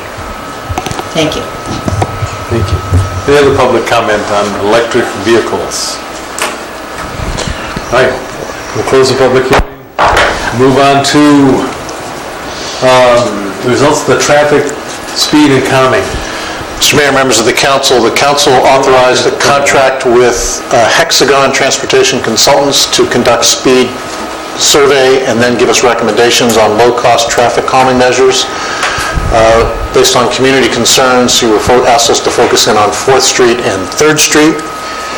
I again noticed that in the written staff report, our recommendation is that you review the study and direct the city manager to evaluate low-cost traffic calming measures as part of the FY19 budget. Again, I made a mistake in terms of the numbers of years. That is to say that next year's budget will be presented to you in May. Representing Hexagon is Mr. Ali Zhao, who will provide a short presentation and give you the results of the speed study and their recommendations. If we can do a cooking here. Perhaps. I can start without presentation. Good evening, Mr. Mayor, council members. My name is Ali Zhou, and I'm an associate engineer with Hexagon Transportation Consultants. Can you speak a little louder? Yes. Sorry. Can you hear me now? Yes. Yeah, okay. Our firm recently conducted a traffic speed study along 3rd Street and 4th Street in San Juan Bautista, and I'm here to present the results. Can the next slide, please? So before I go into the details, I just want to give a little background on the study. So it is our understanding that city received complaints about speeding on 4th Street. City Council directed a speed study to be conducted on 4th Street. The Planning Commission has also suggested the study include 3rd Street. Hexagon was subsequently contracted to perform this study. Both 3rd Street and 4th Street are designated as major collector streets within the city of San Juan Bautista general plan. Okay. So the next slide is, our study scope included collecting week-long volume and speed data at 6 locations on 3rd Street and 4th Street. The locations are shown in the blue bars on the provided arrow. It's not very clear. They each have it. Okay. So I can move on to the next slide. So before I present the results, I just want to talk briefly about the definition of defining whether a street has a speeding issue or not. The city doesn't have any established definition for saying your street has a speeding issue, your street doesn't have a speeding issue. Typically, the criteria for saying a street is experiencing a speeding issue is if the 85th percentile speed is about 5 to 7 miles per hour over the speed limit. Usually it's 7 miles per hour over the speed limit. There's only one city, Redwood City, that's doing 5 miles per hour over the speed limit. The 85th percentile speed is the speed at which 85% of the vehicles stay below, and it is also used to set the speed limit. Next slide, please. So, presented here are the results, box in red, or as you can, it's not really red anymore, it's just a box, are the 85th percentile speeds for the 6 street segments by direction. As you can see, for 3rd Street, the 85th percentile speed varies by between 17 miles per hour to 26 miles per hour. On 4th Street, the 85th percentile speed varies between 26 miles per hour to 29 miles per hour. So our analysis, again, this is based on just typical standard industries criteria for evaluating whether a street has speeding issue. Our analysis found that there is no speeding issue if you use the criteria of 7 miles per hour over the speed limit. So next slide, please. So let me ask a quick question.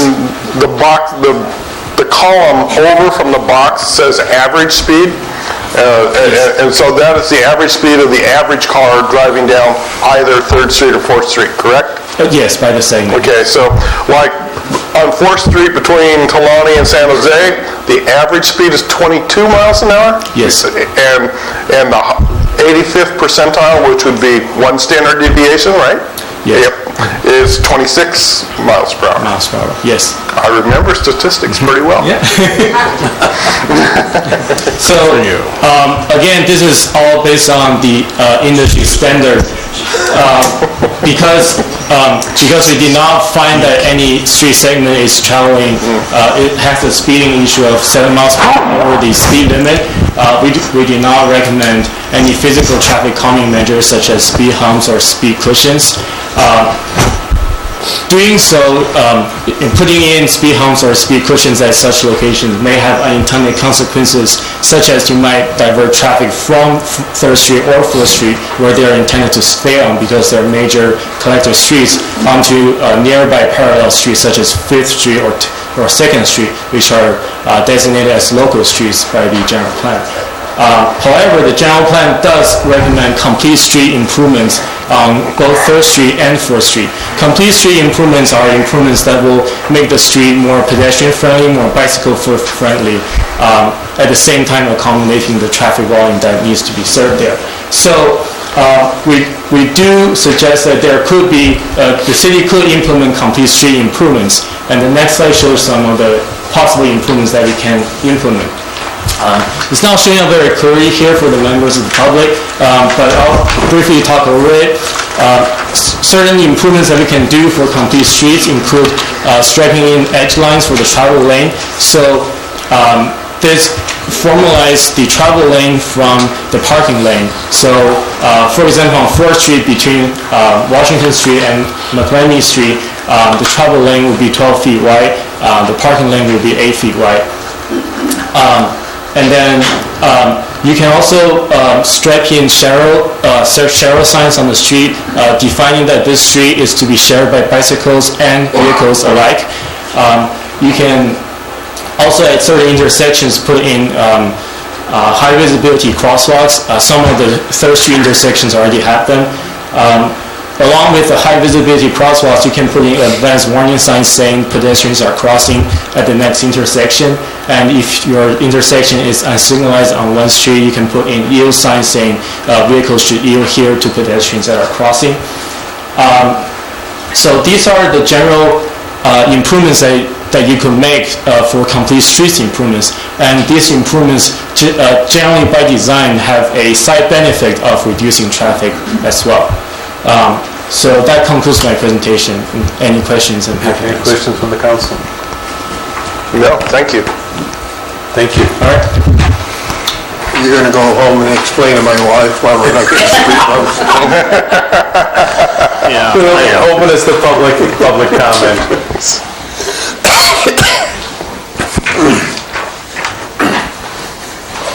I'm just wondering, along with those high visibility crosswalks, sometime back, we got a grant from Habitat for Humanity as they were shutting their doors in this area.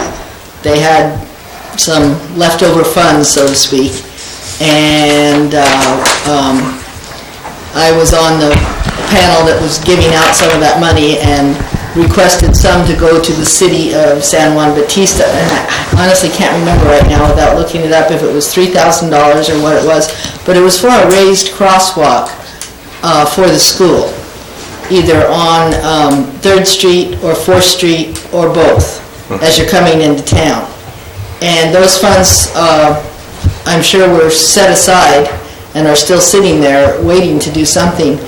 And we talked at the time about making them the brick kind that don't look so bad, and they're wide and long. They're not like a regular speed bump. They're actually a raised crosswalk, kind of like a high visibility, but they also give you a little bump. And I wonder what has happened to those funds, and if at some point the city will be interested in putting in those raised crosswalks. I don't know if Habitat Humanity will ever check on it or not, but it was actually a grant. I have no idea where that, Ed, do we know where that money is? I do not, and I'm not sure from Ms. Cosio's remarks whether Habitat made funds available or actually wrote us a check, but I'm not familiar with it. I believe I delivered the check, and I can look into the paperwork that I had at the time. As I said, they were closing their books at that time in this area. There is no longer a Habitat for Humanity, and so they were looking for ways to use up funds, basically. And there was also, at the same time, we got a grant for the soccer field. And I can find my paperwork somewhere. When do we do that and follow up on that one? Any public comment? Yes. Cara Vonk, San Juan Bautista. I think we also were supposed to have like a bicycle trail. Was that through COG? Something like that, through the county. They had developed a bicycle trail, and it was going to go under the Washington underpass and over. And maybe that's something we could look into too, because I know other communities have those, it's stamped on the road, the bicycle logo, so that you know that there are going to be bicycles on that road and that you're required to share with them. And I think that was one of the recommendations to help calm. So I'm pretty sure that we were supposed to have some kind of a bicycle path through town, and maybe we can look into that as well. Maybe there's some money for that. Staff could take a look for it. Well, it's certainly true that the general plan called for a linear trail and a bicycle path. It also, as the consultant indicated, does a call for so-called complete streets. Complete streets are streets that provide for equal concern for vehicles, pedestrians, and bicyclists.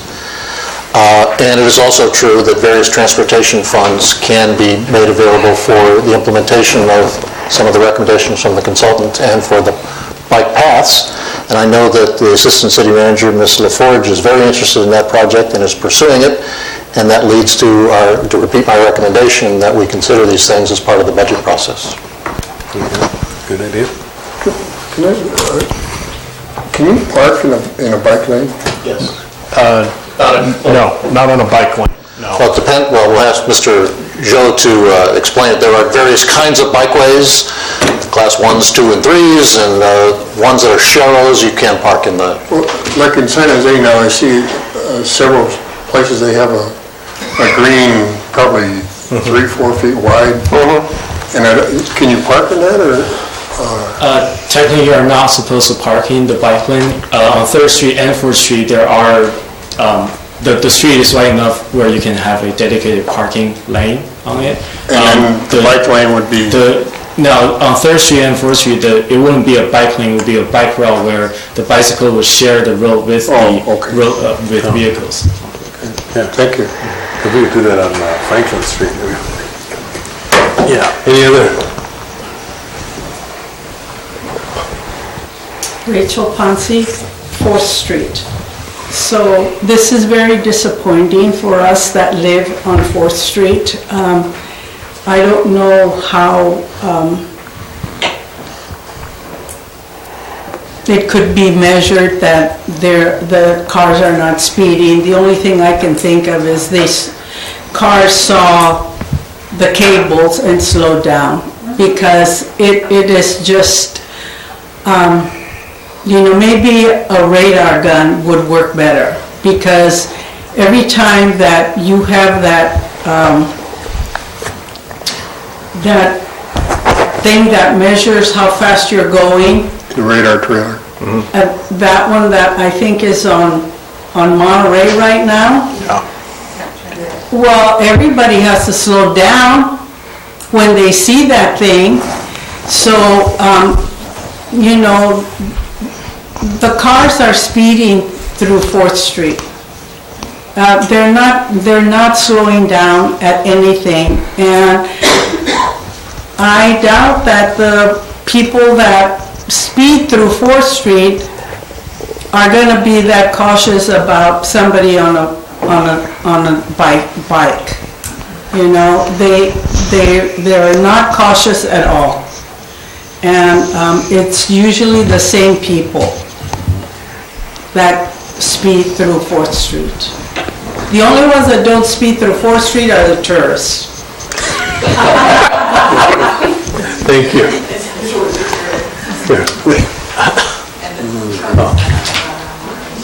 Any other public comment? Anything else from the, what do we need to do on this thing? Direct the city manager, we will put this in our budget for some of those street calming. For complete streets, not street calming. Well, so I disagree. I think we should be looking at options for traffic calming measures and complete streets, and getting some recommendations, some ideas from staff. So we have a set of statistics. The average car is 22 miles an hour. Yeah. That's not speeding. Yeah, but 15% of them are doing 50 miles an hour. Yeah, I think, John, that I understand what the statistics say. They also told us that when they built Rancho Vista, that would generate 15 rides per day on the streets. I don't believe that the statistics, because I just don't, I'm not comfortable with the veracity of the information. Okay. Period. And as Rachel's neighbor on 4th Street, I routinely see cars that I would guess are doing 50. And I can assure you that because those two sensors were in front of my house, that my pulling into my parking space at 2 miles an hour probably affected the results. So I'm just very skeptical. You'd have to pull into your parking space about 100 times a day to affect that, but I'll tell you what, John, you come to my house and I'll give you coffee at 8:45 in the morning, and you watch the red pickup and the silver pickup flat get it on from Monterey Street. So it's my opinion, this is just opinion, we shouldn't make laws for the whole town because of 2 bad actors. We should just get rid of the 2 bad actors. Okay? No, John, and I agree with you. I just think that there are measures that can be taken that can affect it. Having gone to a whole bunch of intergovernmental committee meetings over the last couple of years and talking to some traffic experts, I would say, engineers that deal with traffic, there are measures that can be taken that are not dramatic, not that expensive, not as intrusive as speed bumps, but it's really, you're playing on the psychology. If you're creating the impression of a smaller travel lane, and that's what you're talking about, by creating by marking the lane, it psychologically slows people down. Most people, not everybody, but it will cause a reaction. And those are the sorts of things that I think we should do. I'm all in favor of that. Yeah, put in a bike lane. Yeah. That decreases the space for the car, because the bike lane takes up 2 or 3 feet, or maybe 4. And I'm all in favor of that. I'm a bicyclist. All I'm suggesting is we say, hand it to staff, but we not limit it to sharrows, but we look at a broader spectrum of options. That's all I'm asking. Okay. And do a cost-benefit analysis. Exactly. Well, I have to take exception to his comment about it directing traffic. The traffic going down 4th Street is coming off of Monterey Street or off of the Alameda, all right? They are not going to go through, say, go down 3rd Street and turn and go down by doing Esther's and go down 2nd Street. They're not going to do that. Well, I do. Well, every morning I drive down 2nd Street because you must have something it's uncomfortable that interests you there. But And Fifth Street doesn't come out onto Monterey Street. No, I agree. Fifth Street's not an issue. But I drive that way, although I pass your house probably 4 or 5 times a day, Tony, and I'm one of those speeders that comes off of Monterey. What kind of car do you drive? Just kidding. The red pickup. Right. Yeah, it's probably that red pickup. And I probably do all of 15 miles an hour past your house, you know. Yeah, but you're the exception, not the rule. Okay. I don't think the speeders are the rule, but. Yeah. Anyway, the direction of the staff is to look at options that would create an impression of slow things down. I would think we would change them all to what Franklin Street, we don't have speeding there, it's only 30 feet wide. There you go. They make parking double wide on both sides. Yeah. By the time you get the parking and the bike lanes, there's no road. All right. We are now considering a resolution, amending development agreement with Mirage Homes to provide for additional payment of $40,000 towards the city's water supply strategy. Mr. Mayor, members of the council, that is indeed our recommendation. The council in January adopted a water supply strategy that called for the acquisition of an existing ag well that could be put into service for the city's domestic water supply.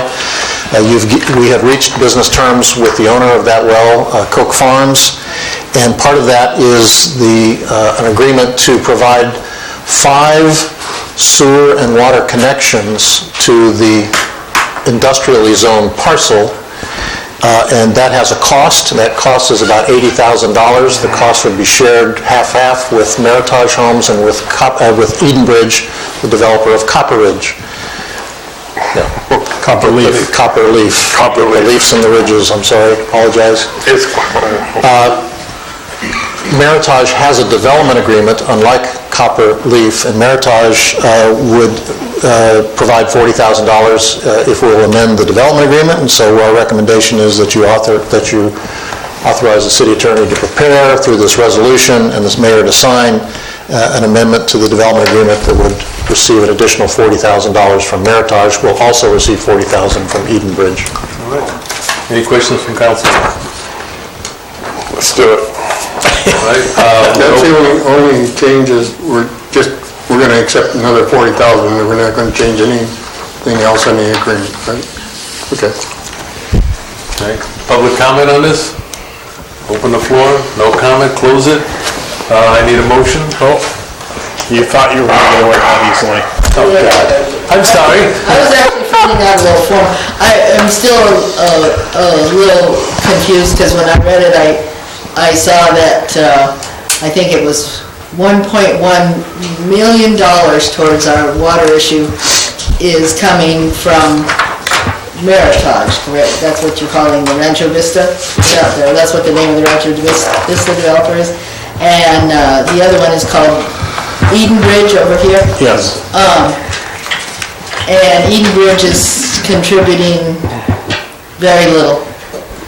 And supposedly, it says in there that Edenbridge is also giving us the property for the well, but they're also taking away the property for the well. I just don't understand. How does that relate to the $40,000 why we're not getting more here? from Edenbridge for water development. The item before us is a Meritage agreement, not an... It is the Meritage agreement, Edenbridge. but I read the whole thing, and it mentions, the amounts from each. So if you read the whole thing, it I did read the whole thing. mentions 1.1 million from over here. Right. 40,000 what plus a bearing does piece that of have? property from over there. It's, yeah, okay. What bearing does it have on the $40,000 agreement with Meritage? It wouldn't be in the report if it had no bearing, right? Okay.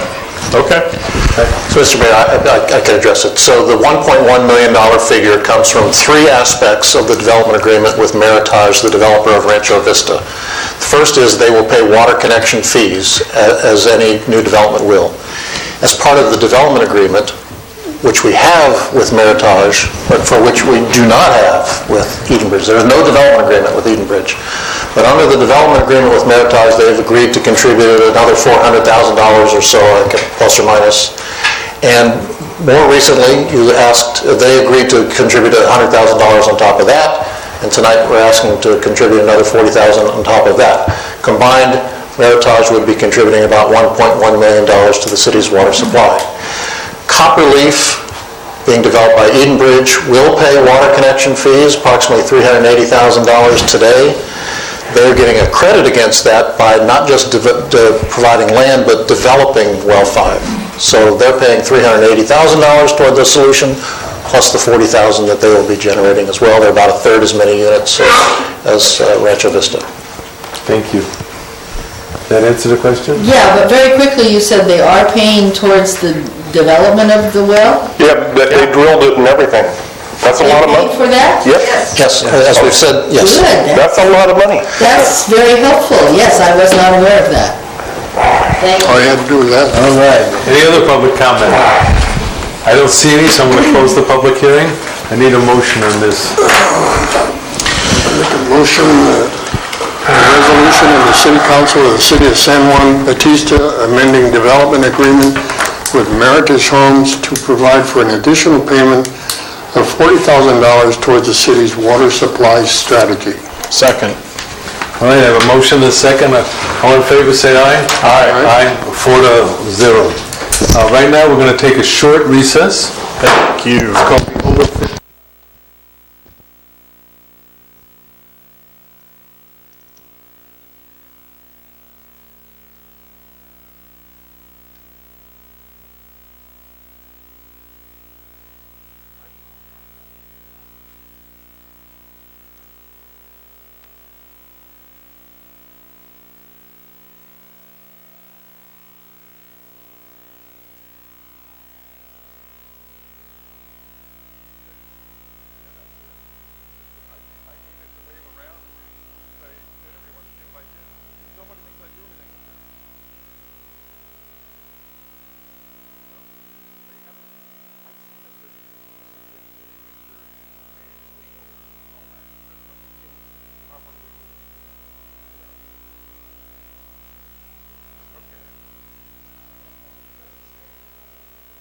I will email you this, in a PDF form, and then you can read it at your leisure.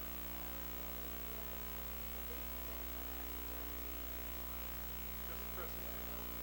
And so, Tony and Jim know very little about it. They're just, so when I saw it, I go, where is it? Our thing is blank too. We didn't get it. So, I mean, I have such, I think I sent this in probably 2 weeks ago, we did kind of overburden her today with the employment contract that Chris and I bumbled through,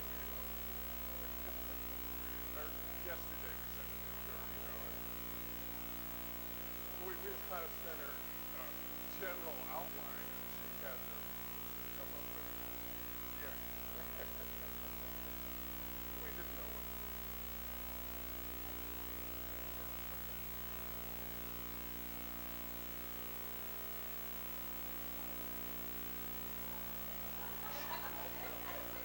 Shauna, take it and read it. Take it and read it. And that is my copy. These two.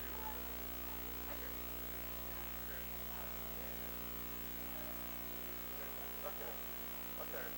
So my goals in this was not to reinvent the wheel.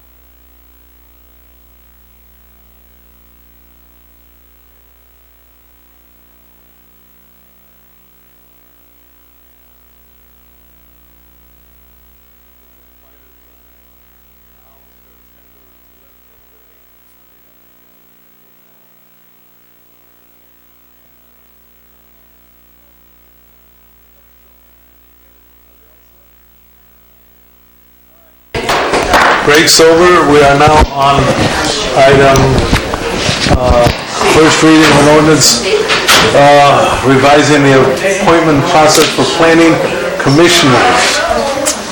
Okay, Mr. Mayor, at your last meeting in February, the City Council discussed... Excuse me, can we...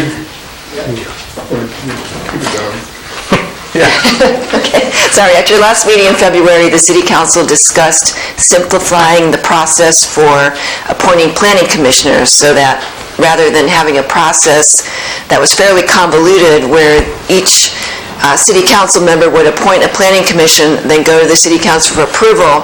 Instead, you wanted to interview each candidate as a whole and then select the candidate as a whole. So the ordinance was simplified so that Section B has the city council interviewing and appointing all members to the planning commission, and then Section C was changed so that a planning commission member can be reappointed without an interview. And I note that I really did not touch these, or I simplified it so it was a staggering process. I just added the word staggered. Right now, the process is staggered, so you don't really have to change it.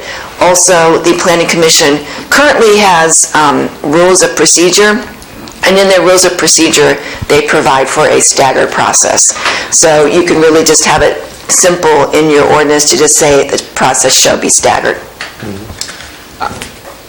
Any comments from the council? Yeah, my question is about how we get started. Once we change to this, are we then going to appoint all new commissioners? Or, I mean, this is not clear to me how we transition to this appointment process. How do the current commissioners' terms end? So they're at a staggered process right now, so when their terms end... But do they have a term at this point? Is there a defined term? The term is with the city council member. The council member appoints them, but that doesn't say specifically that their term ends, does it? I don't know, but It was always understood that. Well, I understand, yeah, understood's not good enough. How many things are done in this town of America? It was always understood. Well, I can go back and take another shot at this. It does say in the Planning Commission rules, I'll have to pull them out here. Well, I don't know, it's not clear to me how that's... I didn't get a copy of your revisions or your changes, so I'm a little bit in the dark. Yeah. Most of this was, even though Tony was a big help, most of it was done at my urging because I was a little dissatisfied with the process. Yeah, no, and John, I'm 100% supportive. I don't have it to say, oh yeah, that's exactly it, or heck no. Am I making more of this and we should just... In the Planning Commission bylaws, and I'll just say that a lot of cities have simplified their process, so it's not written in the ordinance, it's actually in the bylaws. So in the Planning Commission bylaws right now, it provides that the planning commissioners shall serve a term of 4 years. The term shall be served on a rotating basis to ensure continuity in commission operation.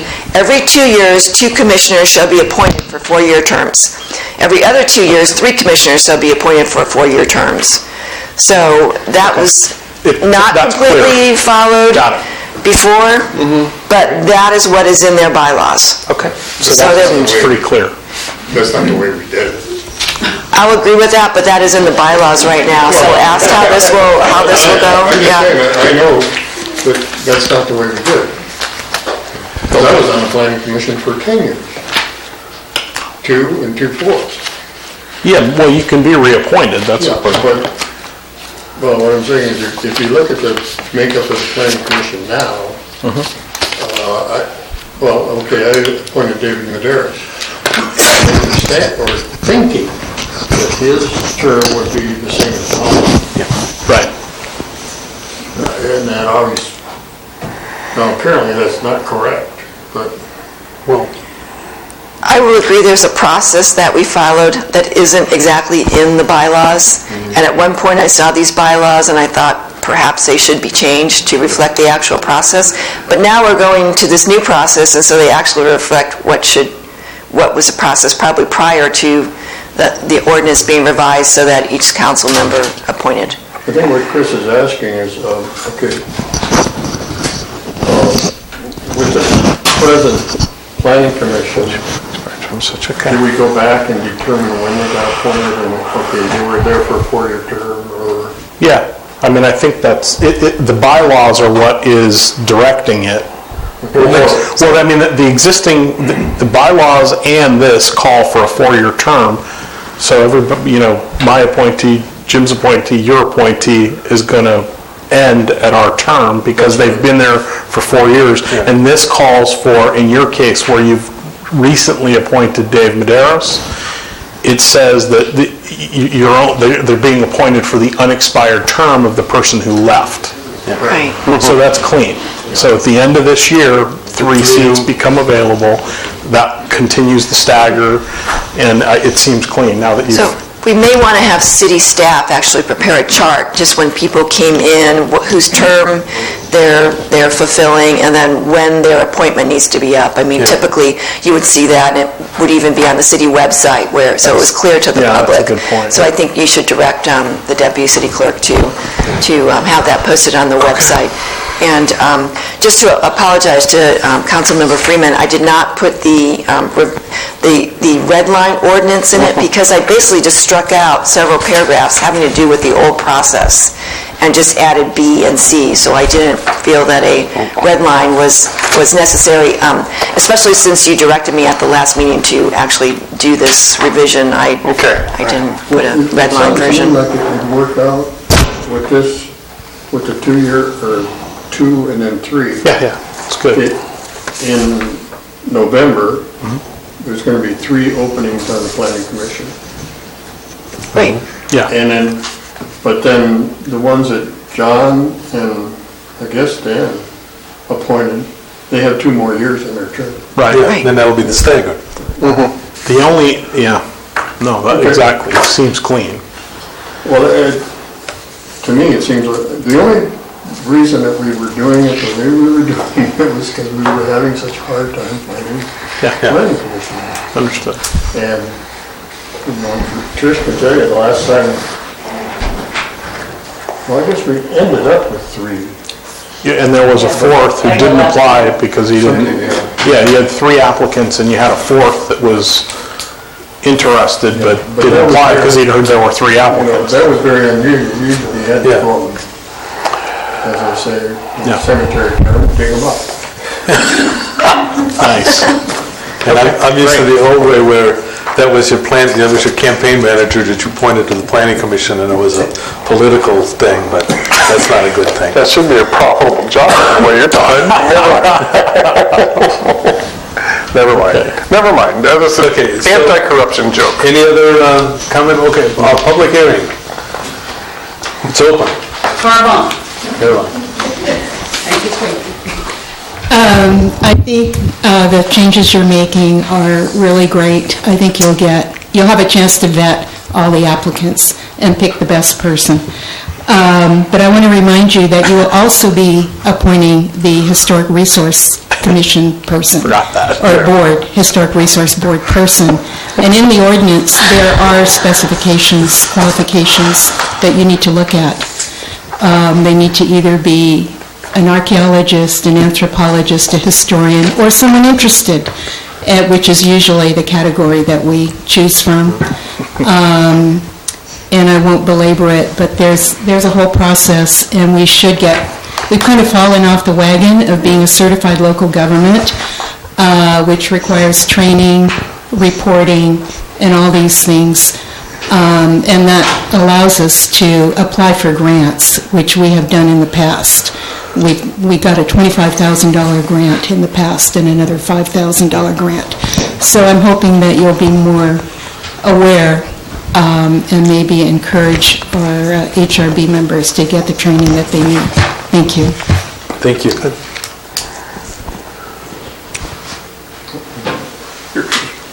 I'm really glad to see that you're looking at going back to the way that it was done before the change was made, so that each council person had a planning commissioner of their own, and I think Dan DeVries made the best comment about it. We copied the county system, who has 1-for-1, but the county has a reason for having 1-for-1. They have districts. We don't. There was never any reason to do that. That was done by a particular city manager, and I think I've mentioned before, who wanted to get rid of certain people who were on the planning commission and figured out a way to do it. And I think that having all of you pick your planning commissioners is a lot better way to do it, and it makes sense to just stay with the 3-2 because that's what's in the bylaws, and it makes sense if that's what's in the bylaws because they probably predate that ordinance saying that each council person would have their own planning commissioner. So I think it's good that you're going back to that without expanding it back out to 5 and 5 like it used to be, historic resources and planning commissioners. That was probably a good idea to combine it because it was so hard to find 10 people for 5 for each board. So thank you. Any other public comment? Seeing none, I'm going to close the public hearing. I need a motion. One more question. So it seems to me we should be mirroring this change in the HRB. Is that, do you agree, or? Well, the way it's set up now, that's the way it happens, you know. But it is a separate board. Yeah, I know. But it's a separate board in title only. It's not a separate board in reality. At some point. Sounds like Yeah, I know. Under Jim McClintock, I was told. But I don't know if that's true or not. I guess my suggestion is that we refer that back to Deb. Council, to just take a look at that. But other than that, I'd like to propose we pass an ordinance to the City Council of the City of San Juan Bautista deleting the current section 2-3-110 in its entirety and adding a new section 2-3-110 to the San Juan Bautista Municipal Code, revising the qualifications, appointment, term of planning commissioners. Second. We have a motion and a second. All in favor say aye. Aye. 4-0. Okay. Moving on to the next one. Consider resolution 208-XX approving participation by Eldridge Homes in the SCAT program. Not SCAT, it's whatever. It's Edenbridge, and it's not SCAT. Mr. Mayor, members of the council, earlier this year, following a public notice and a public hearing, the council joined a joint powers agency that issues bonds on behalf of private projects, the purpose of which is to fund upfront various impact fees and other fees that are due the city, rather than having to wait for each individual building permit to be issued. Following that approval of the overall program, you approved the participation of Meritage Homes, the developer of Rancho Vista. This item tonight is a similar request from Edenbridge Homes for their Copper Leaf project. As I say, the advantage is that the city receives its fees up front. Edenbridge has submitted an application for your consideration, which is attached, and with your approval this evening, I'll sign that, and they'll be off and running. Any questions from the council? No. Any questions from the public on this? Any comments? None? We're going to close it. I need a motion. I'll move that we accept the Edenbridge Homes into the STRIP program for receiving fees to the city. I don't have a resolution attached here. I have a resolution.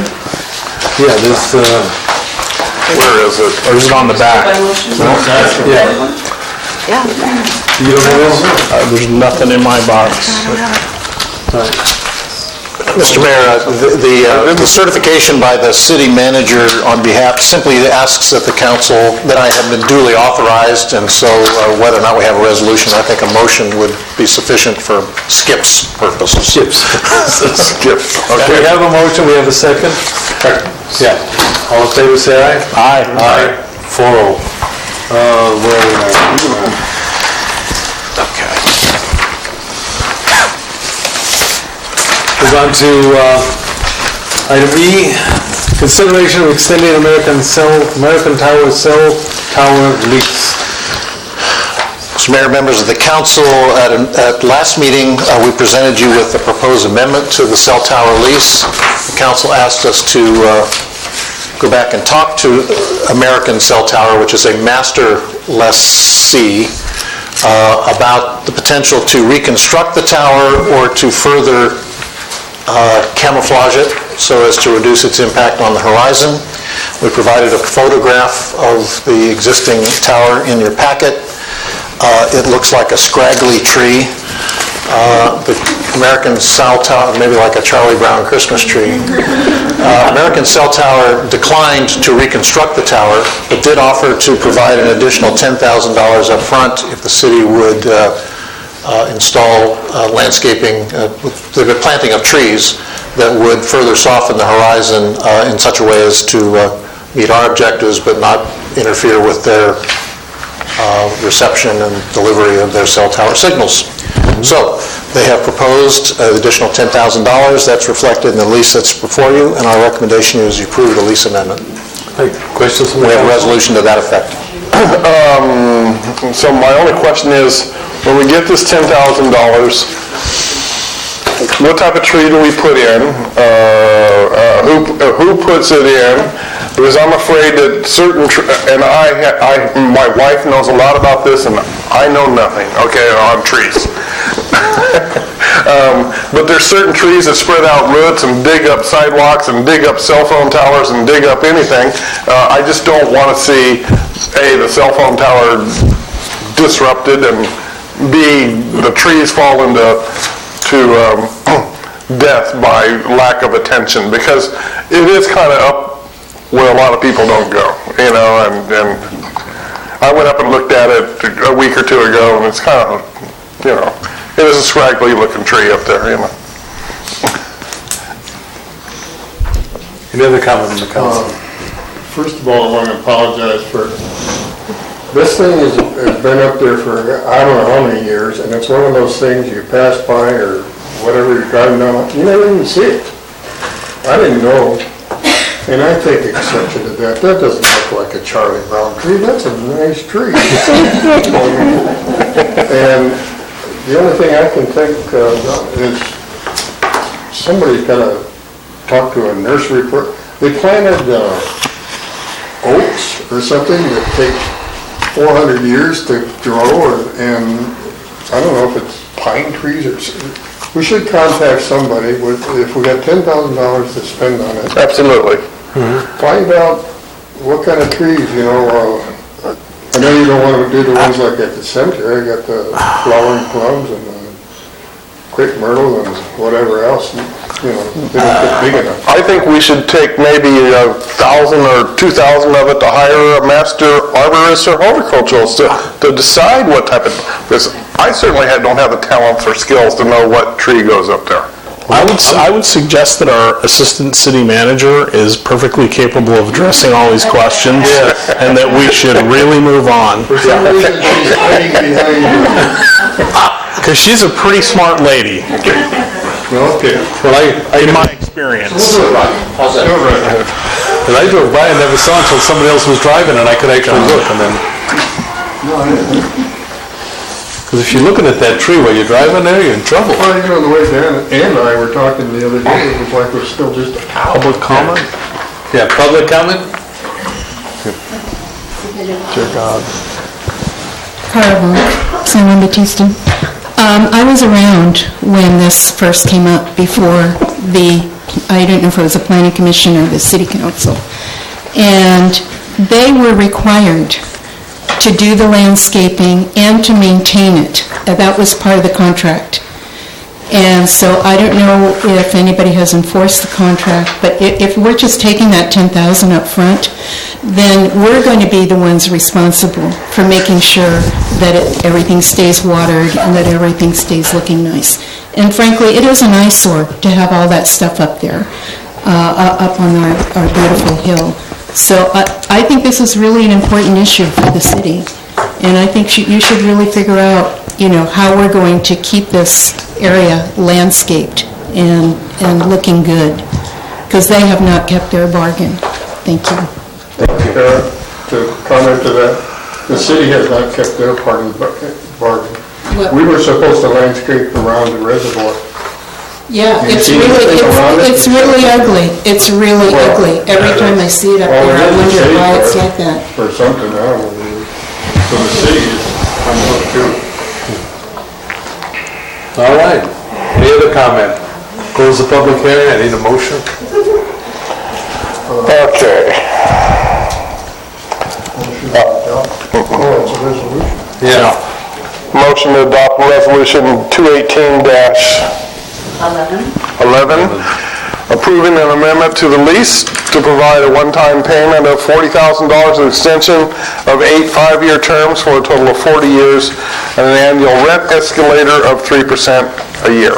Okay. Second? I'll second that. The rent is $14.50 a month, is that correct? Say that again? All right. What is the rent at ATC for? $1456.29 plus $250 a month for each carrier. Oh, okay. I think that's $40,000 up front. right. Yeah. Well, now 50,000. We have a motion, we have a second. All in favor, say aye. Aye. 4-1. 4-0, excuse me. 4-0.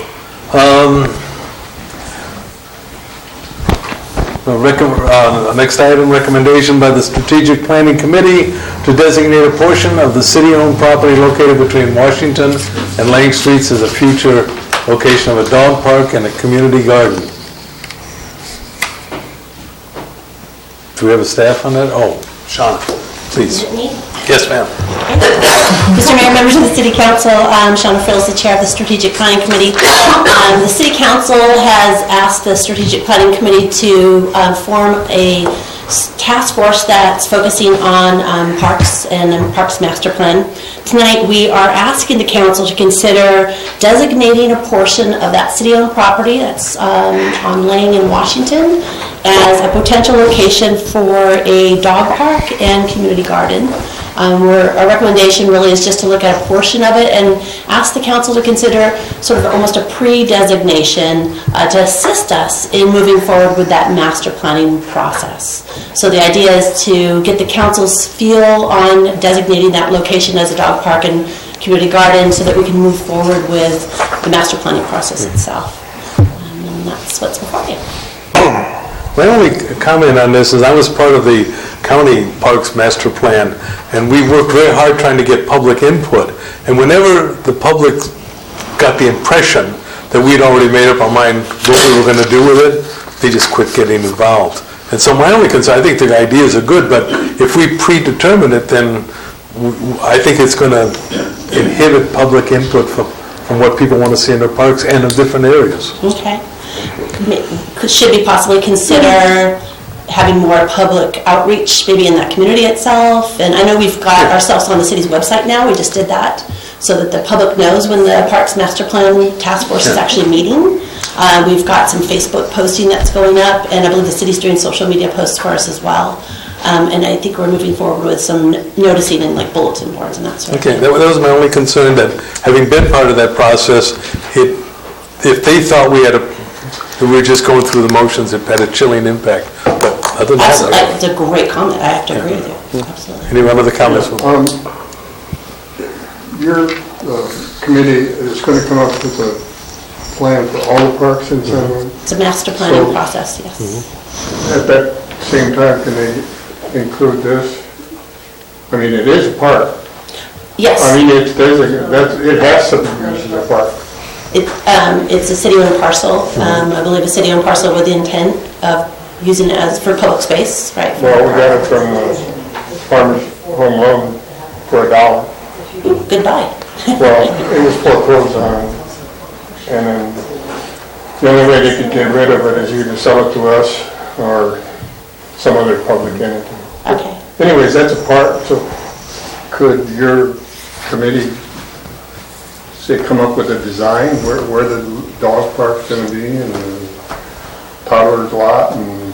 I think that's part of the whole parks master planning process itself, and what will assist us is having the council support us with the possibility of designating, not the entire parcel, but a portion of that property for a dog park and a community garden. Well, I guess what I was getting at is if you came up with this for a master plan and it showed that, then we would either approve it or say, no, put the dog park over here or whatever. And you will be doing that, absolutely, because you're going to adopt. Yeah, the master plan. But like Jim says, if we say, oh, it's gonna be a dog park, nobody's gonna... Well, we're trying to get a lot of public input, and maybe going over there and saying, this is one of the thoughts we have, rather than coming through the map, and this is where this is, and this is where that is, and people are very suspicious if they feel that you're just going through the motions and not listening to them. And I just say that we've been into trouble on the county level with that. I would agree with the comments. I would be reluctant. I like the two ideas, but I'm reluctant to make any sort of commitment. And I know we're not really making a commitment, but it seems like we're getting the cart before the horse. You know, there should be more input about what the needs are, and then talking about it just seems really early to be at that stage where we're talking very specific items in specific locations. Okay. So, I'm not sure, how exactly I feel about this, but I do know that the Parks and Recreation Master Plan Subcommittee has quite a few people attending, so, and they're kind of on their own path. They're not worried about what we're thinking that much. They're on their own path, and I think it's pretty good. And I don't know if it's early. If we all think it's too early, then I'll go along with it being too early. But I could go the other way too. I don't. And I think the idea of a dog park, and say that's one of the things we're looking at, and a community garden. Where do you want it? Right. And it's just, otherwise it's like pulling teeth trying to get the community to come in and give their input on this stuff. But good comments. Take your dog up there in a wheelchair? I got to carry her outside. Any public comment yet? No, yes, we have public comment. Oh, public comment is open. Wade, 160 Lang Street. I'm on the committee looking at this, and we are looking at the master plan. We're working on the master plan. We came up with the idea that we're going to designate that as a dog park and community garden portion of it, and we want to move forward with that. You talk about designing the dog park, community garden. Well, you can't start designing it until you designate that's where you want the dog park and the community garden. The meetings have all been open to the public. Great turnout at the beginning of the plan when we're developing. We meet every month. The last meeting, there were 3 of us at the meeting. So, we're not pulling the wool over anybody's eye. We have been meeting. The meetings are all public. So we just want to move forward on it and start progressing. And so to do the design work, we need to get some commitment from the city. That's what we're going to designate that park as. Thank you. Yes, and then Mandisa Snowdy, so I'm one of the 2 members of the subcommittee tasked with writing a Parks Master Plan potential amendment to the general plan for free, for volunteering, and we have community input, volunteers. We had, I think, 8 people at our first meeting. Our second meeting, we had 4 or 5, and our third meeting, we had 3 people. It's advertised very, very well, so this is where we're working at. We have our open space zone. We're also creating mapping, right? So we have, out of our open space, we have 2 designated, 2 current sites of parks. We have 1 site of a future location, and then we have proposed locations. So these are locations that are not park space, not open space zones right now, but we're proposing they be used for something else. The difference between a current park site and a future park site is that current parks are Rudy Park and Abbey Park, and they've already been designated as parks. Lang Street is not a park. It's city-owned property. It's zoned open space, but it's not an actual park. There's nothing in that space designating it for it to be anything. So this designation would come and actually reinforce our work in creating, not necessarily developing right away, but creating the plan for how this future site could be used. If the city has a better idea on how to use the plan, then how to use that land, then we want to integrate that in the planning process. This designation actually comes directly from public input. This is not the input of the committee on its own. So we're actually trying to follow through and to support the amount of public interest, input, and participation. But because without Mr. Quaid coming, it wouldn't actually be a Parks Master Plan Task Force. It would just be two members of the Strategic Planning Committee trying to pull something together. So I think it's really important that the council be able to make a decision to support us in creating this work product for you, because it's quite a big thing that is over all of our heads, and we're doing, I think, a good job to come together and to try and create something that makes sense for everyone. We also have been trying to get input from the Youth Commission about what their input would be on what kind of parks they find, maybe improvements on the current parks, or looking really into the proposed locations, what new type of parks can be introduced. And so this, I know it kind of sounds like we're rushing ahead to the end. The designation doesn't have to be fixed. It doesn't have to be permanent. It would be saying, I would, I designate these uses at this proposed future site, and then we'd write that into the plan, right? Which can be changed at any time. But that's just pretty much the reasoning behind it, is so that if we have the designation, we can start drawing and mapping things out, if you will, present you with that of like, hey, this is the proposed location, and this is the future site of the location. What do you think about that? Instead of having our work product wait for this to the end. Does that make sense? Did I just confuse you more? It makes sense. It's just that this council has taken a lot of flack for not being completely transparent, and I don't want to go out to the community with, this is what we're planning to do, what's your input? And they go, well, you already decided. Right. Well, but that's, the rebuttal to that is we're still in the planning process. Join the Parks Master Plan Task Force. They're still meeting every month. Bring your input in. Can I respond to that? Okay, what is the problem with coming up with a proposal for the park plan, all right, and bringing it to the city council? If you want to put a dog park over in this corner, and a garden over here, and a toddler's lot over here, fine. Yeah. But bring it to us. Don't just come and say, I want to put a dog park there. Yeah. Where are you going to put it? There's 2 acres there. So the issue is with us is that we have 3 types of, we have the, like I said, we have the future site of a park, we have the current site of the park, and we have our proposed. So this specific is just to address the future site of a park. Our proposed plans of like, oh, hey, okay, Youth Commission wants a skate park. This is where we think it should go. That proposal, we're not going to ask you to designate it. But the fact that you already have an open space zoning, you already own this land, it's titled as future location. It's not a current location. This would just help us with the direction of like, we don't want to do a bunch of work and then have you say, well, that's totally off track. We wanted to use that for parking, right? Okay, so Tony, can my understanding, what I was told is that park, the only allowable use for that space is a park. Okay. It can't be turned into a parking lot.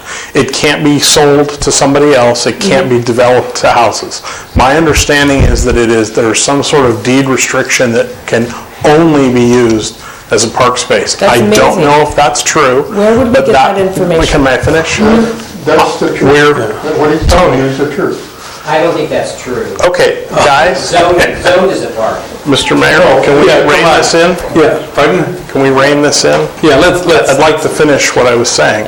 So that's my understanding. I'd say that we can go back to staff and find out what the facts are. Okay. But I think we were looking for a master plan, which implies comprehensive. Okay, yeah. And I'm personally not willing to designate it for that purpose. I will tell you that I am very favorably disposed to those two uses in that location. But I think it's premature because I think we're looking for a master plan for the city, not to piecemeal it. We want to look at it as holistically. We want to see it, how it balances across all those parcels, all those locations. And the fact that the Youth Commission hasn't made any input at this point is a concern for me as well. Right. You said were trying to get input from the Youth Commission. They didn't have a quorum when I showed up at I the understand. meeting, and I've sent them emails, they don't respond, and I've asked. When the county Welcome to our world. The county did a 2-year outreach program. Yeah. Now the county's much bigger than we are. Yeah. But it's just my concern. I think that having the dog park and having a community garden and having a skate park and having all that has potential ideas to talk to people, but my experience is that when you go out there with a predetermined, or when they think it's a predetermined thing, they lose interest in it and say it's a done deal. Thank you very much for your input. We got to move on. Okay. Any other speakers? My last thing that I want to say is that we are getting interest supporting this Parks Master Plan Task Force specifically for these two uses. And if I'm afraid of having what little input we're already getting lost because the city is kind of. I don't think Bob Quaid's going to lose anything. Right, but if it's just Jennifer and I, right, and I'm sorry to kind of hijack and take more time. Yeah, come on, we do have to move on, I'm sorry. All right. But is there any other comment? Heidi Baltz, 41 Monterey Street. I just don't want it to go off the agenda, that if you're not going to make an action to get this moving as a park, whatever level of a park is, so it doesn't go away. I think everybody on this commission agrees with those goals and those involvement, those activities. It can come across that way. No, your point's well taken, Heidi. We don't want this to go away. We absolutely want this to move forward. We'd just like to see a more comprehensive plan before we make a commitment. Okay, a dog park and a community garden, I think is better than what isn't there now. And I think that, for getting input, communication is quite a challenge around here. The only concern that I have is their water up there, because you're going to need the water for the community garden, and you're going to need the water for the dog park, and I think that's something that that's pretty expensive if there's no water up there. So that's another one that I think needs to be considered. And that's why it's part of a master plan that would look at all of those elements. Thank you.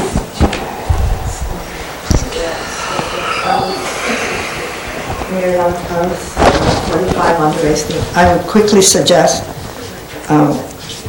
in the master plan overall a global look where as a community we have, whenever we have a chance, small parks here and there, because we are a tourist community and people like to have places, as local residents do too, places where they can go. And I think that is a very, to use the word, charming part of a community like Pacific Grove, where I lived for 30 years. Mm-hmm. I was surprised when I came there to see, oh my gosh, here I can go here and have lunch when I have a lunch break. So to plan our community in a global sense as how we want it to be and where we can tuck in these very humane and beautiful corners where people can experience the countryside, I think is really important. Thank you. Any other comment? Any other public comment? Any other comment from the council? No, sir. Comment from staff? Mr. Mayor, members of council, I just want to make a comment about and clarify the process for the development of the Parks and Recreation Master Plan. on a recommendation from the Strategic Planning Committee, the City Council appointed a master plan task force comprised not just of 2 people, not the subcommittee of the Strategic Planning Committee, but those 2 individuals, the Strategic Planning Subcommittee, plus those individuals who expressed an interest in joining the master plan task force. And I asked for a copy of an inventory or a list of those who were members, and I sent it on to you. I don't recall all the names offhand, but there were 5 or 6 people who I was told are members of the task force. In addition, the council directed that task force obtain wide community input. So it's not the case that the people attending the meeting are providing the input and that checked the box. It's the people who are attending the meeting may be members of the task force, and they're going to have a process by which they will seek community input. Yeah. That was the process that I was familiar with when I was with the county. All right, do we have a motion on this? We don't need a motion. You don't need a motion? Or, well, I mean, if somebody wants to make one, obviously. I'm not comfortable doing it. Okay. Moving on to the next one. Consider purchase of equipment to connect the reservoir to the wells. Staff report will be presented by Michelle LaForge, our Assistant City Manager. Good evening, council members, Honorable Mayor.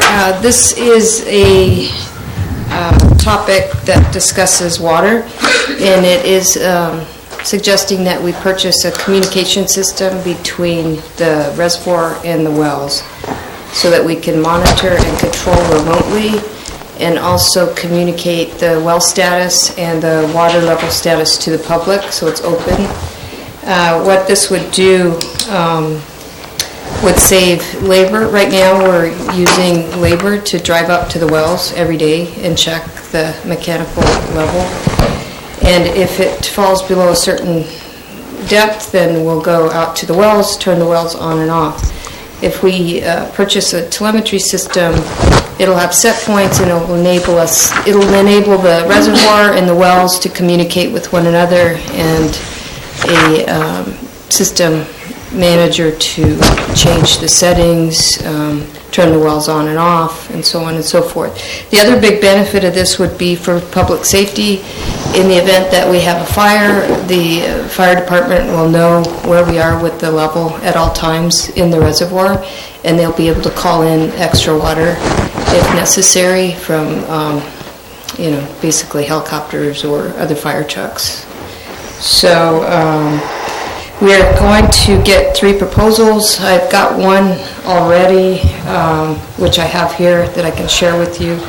But I wanted to just get this in front of you guys fairly quickly so that we could spend up to $15,000 on the system. So that's that's the first proposal. I'm going to get 2 others. And I think we can get a good system for under $15,000. And I just wanted to get the approval to move forward with that.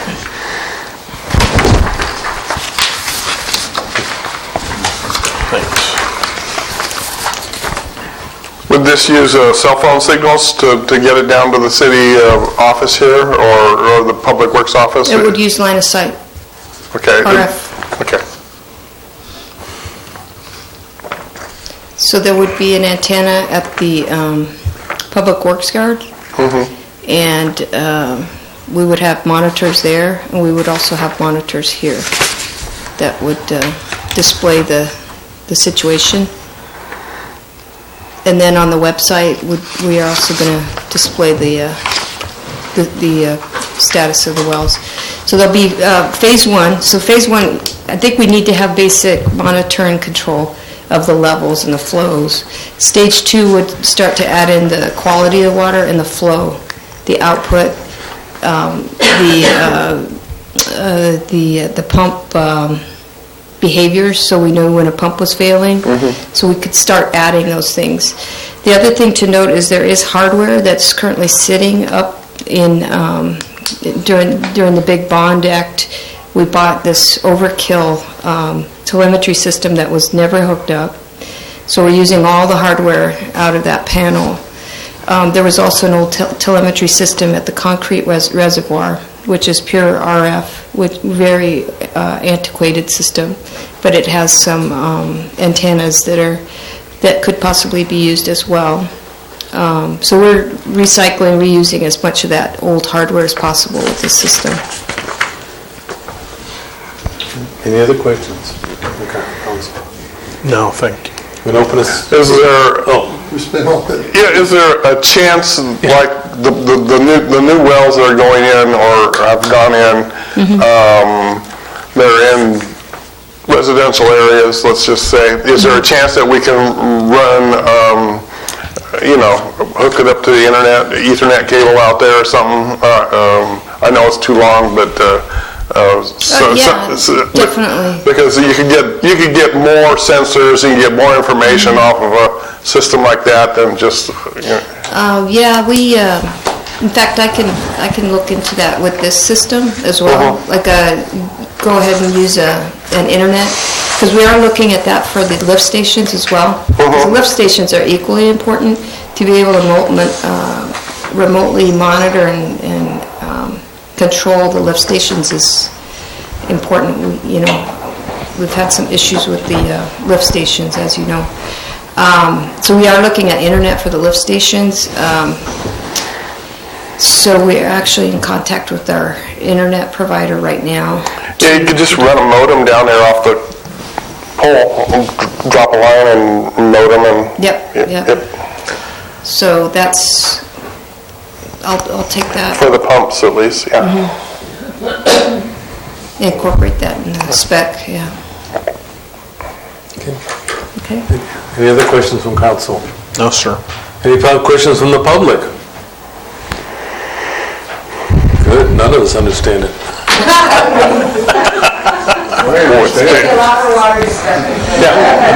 So, do we, I can't believe we spent that to money. authorize this, what do we do to authorize this? Just a consensus? Do you know if there was any never between the pumps and the reservoir ever in the history of the system? No, we spent that money, and like I say, to find out how much water was in the reservoir, you had to drive up there and look at the gauge. It's crazy. So, Mayor, members of the council, our recommendation is that you adopt a motion authorizing the expenditure up to $15,000, provided that the city manager obtain 3 proposals.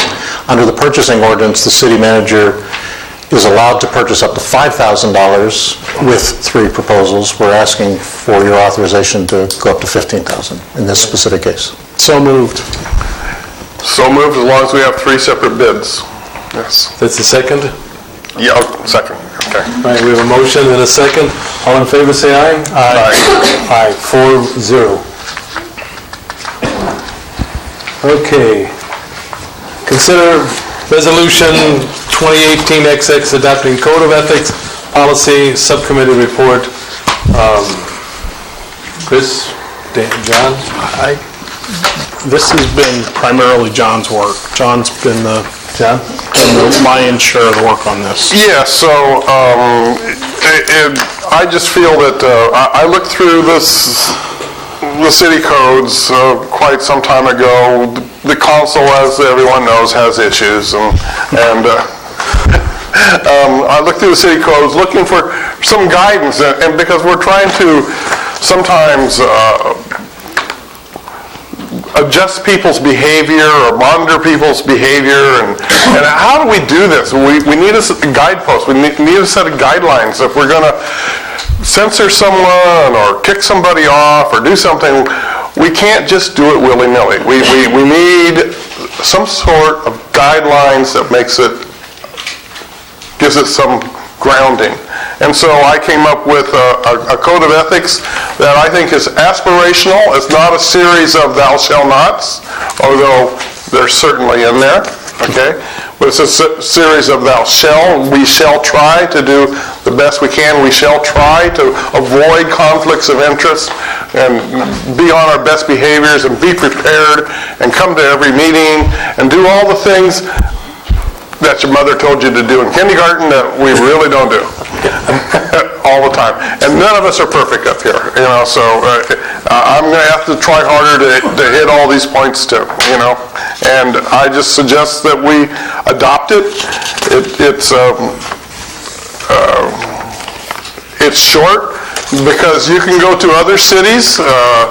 I would suggest you not go to the City of Mountain View's website and read their code because it's about 50 pages, and they give examples and thou shall nots and all this, and several other cities just like it are just as long, just as convoluted. This is about 5 pages, maybe 6, a big print. It's not hard to understand, and I think it'll give all of us something to aim and shoot for. That's it. Yeah,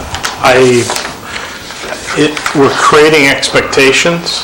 I think unfortunately, it feels fairly obvious, but evidently we felt after the last few months that we needed to say something more explicitly. We also, part of this talks about distribution and training to commissioners, would be planning commissioners, council members, and members of the strategic plan committee, for instance. Anybody basically appointed to a board or commission in the city would be expected to adhere to this. And we literally would conduct training on this, orientation with candidates, with new members, all those things. Yeah, for example, when the 3 new city council people get elected November 5th or 7th or whatever the date is, the first thing that the city staff should do is give them this and say, read it and learn it. Yeah. And learn to live by it. Yeah. Well, when I read it, I heard my mother's voice the whole time, so. That's what I find interesting about, I never saw this all written down in one place, but this is the way I always felt, that being elected or appointed to something, this is the way you should act. Whether it's conflict of interest or getting out of line or nobody ever saw me running around town saying, well, I'm the mayor and you do that or whatever. And I just, really, John, I looked at this and I said, hey, that's the way it's supposed to be. Yeah. And everybody that gets elected, you're right, they should read this and abide by it. Yeah. Yeah. I don't know if this is relevant, but I edited this when I went through it, just because I'm that lawyer type, and I have a lot of typos or some typos that were corrected, and you may want to give those to the city clerk just to come up with a final version of this, or... Okay. The spell check version? Mr. Freeman, yeah. What?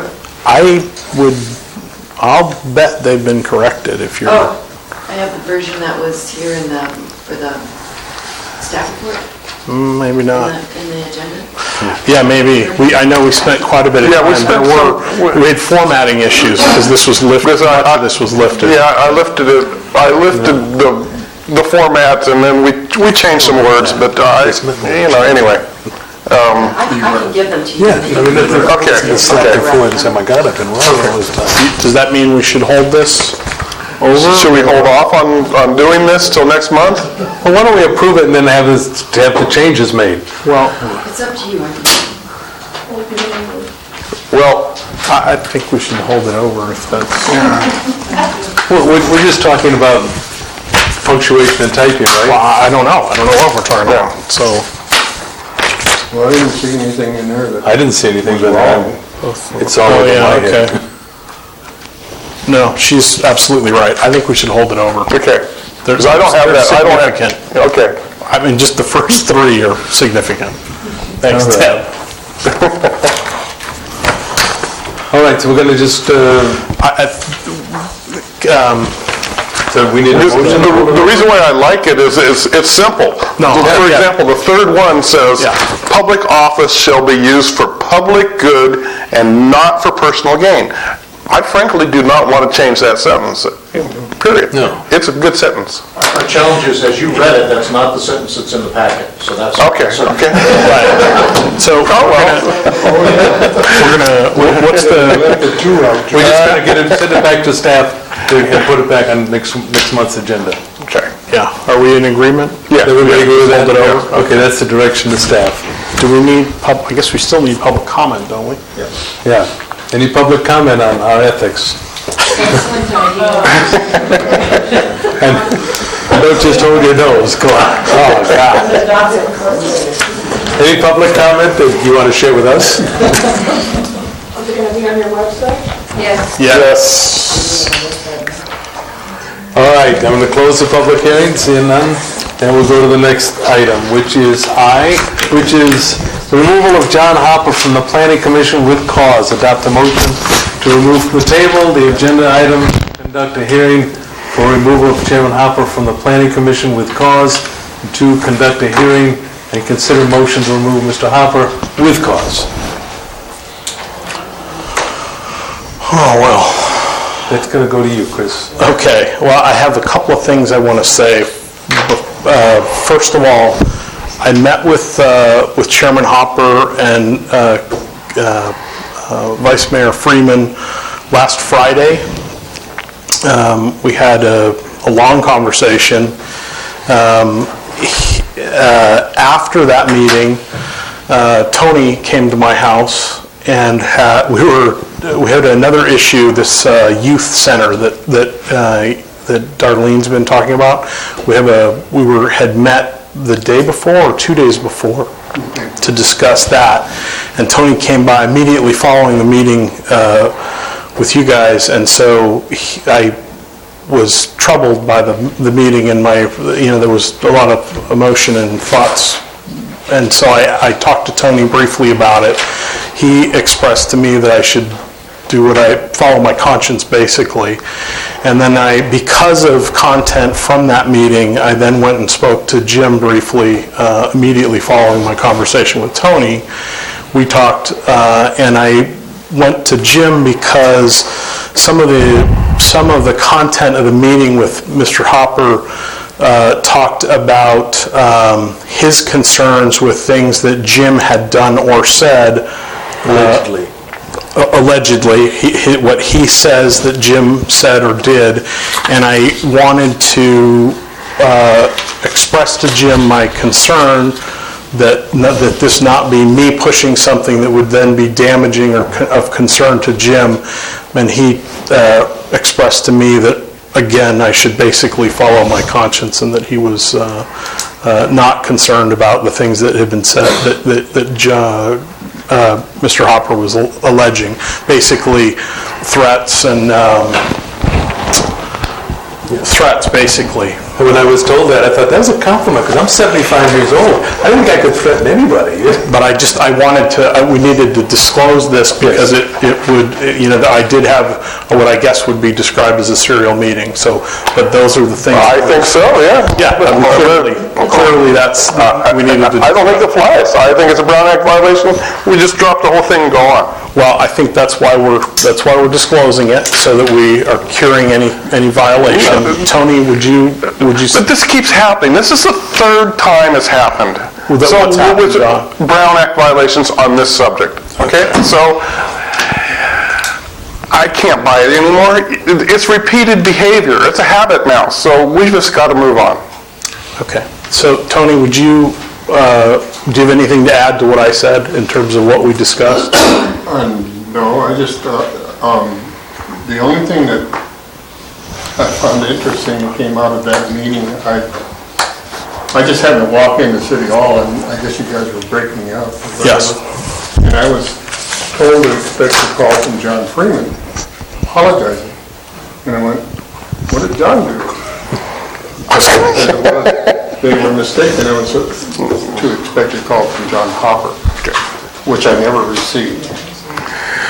And my contention all along has been, if he would stand up there and apologize for his behavior last October, I'd let it go. Well, can I answer that question? Okay, so John did email me or text me, I forget which, yesterday asking for your phone number, and I do not have your phone number, Tony. I've never asked for it, and I don't have it. I don't use a phone book. I don't even have one. Anyway, so I apologize for that, but I don't think it has to be a big apology. I just,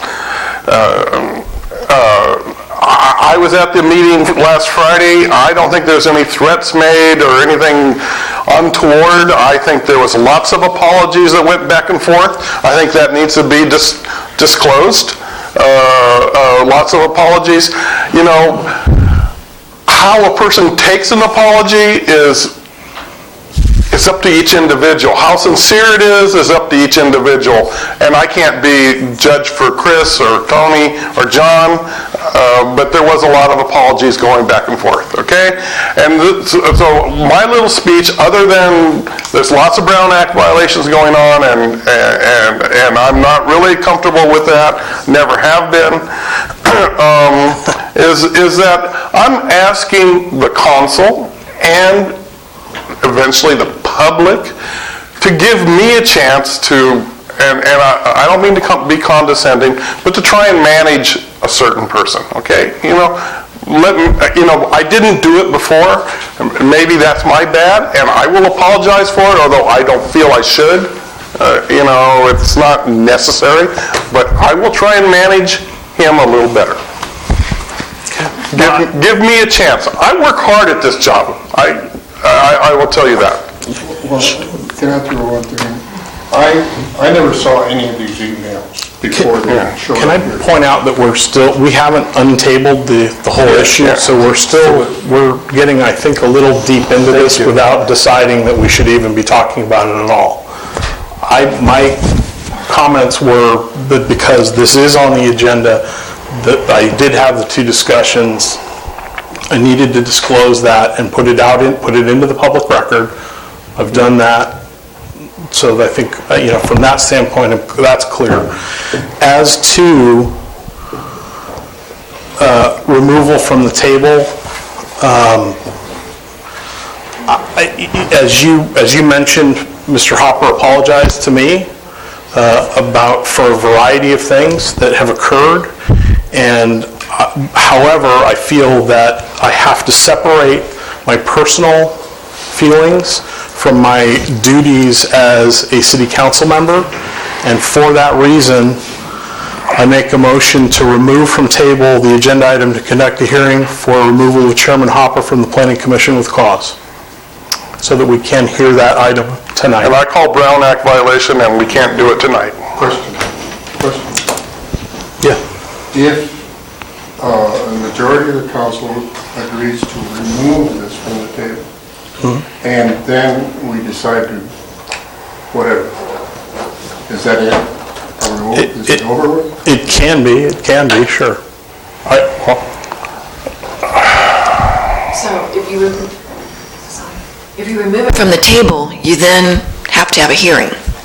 And so I think the next question is that Mr. Hopper isn't here. Are you going to have the hearing without him, or are you going to continue it? So continue because he's not here. So. And to be quite frank, I have quite a bit of trouble with the procedures being used. Okay, so it's been my understanding in Robert's Rules of Order that when you remove something from the table, it comes back the next meeting. Otherwise, it's just a cat chasing its tail or whatever, or dog chasing its tail. It's just a circular, we can just put it on the agenda, take it off the agenda, put it on the table, take it on table. It just becomes a vicious circle of never-ending tablings and untablings. So I just don't think this process is correct. I'm having a disagreement with the city attorney now, not with you guys, and so I'm just putting that out there. So just for the record, I'm not setting the procedure. I'm actually looking to the city council to do that. You don't have a written procedure on this, and you don't have anything that says that you follow Robert's Rules of Order specifically. So it really goes, either to the mayor or the council as a whole to decide the procedure for this. Staff put it on the agenda to remove it from the table. That's not written anywhere. It's really up to the council now to decide what they want to do. Okay, we have a motion to take us to the table. Do we have a second for that? I'll second it so we can have a discussion. Go ahead.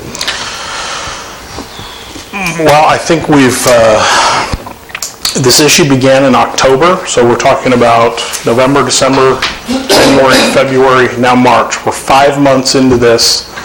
I think it's absurd that we are that we would continue this any longer. We've provided ample opportunity for Chairman Hopper to come and address the council. As Tony expressed, I would like to just see this dealt with. We've waited far too long. So that's why I'd like to see it untabled and addressed. And that's why I second that, because that should finish it tonight. I mean, this should die. One way or another, this should die tonight. I agree. I'd just like to move on. Yeah. This has been a tremendous stress point for me personally. What I don't understand, Don, from your perspective, there are threats in here. One of them, I had to go to Ed and ask him if there was a recall petition on for me. John Hopper stated that he signed a recall petition. I did not. As I found out, no, there is no such thing. When you're going to recall somebody, you have to bring it into the city clerk, get it, let it, then you can go out and get signatures. So, I mean, why he brought me into it, I don't understand. I don't understand that either. My packet is missing a lot of stuff. I don't have that information. I'm sorry. So I'm calling Brown Act violation. I just want to table it.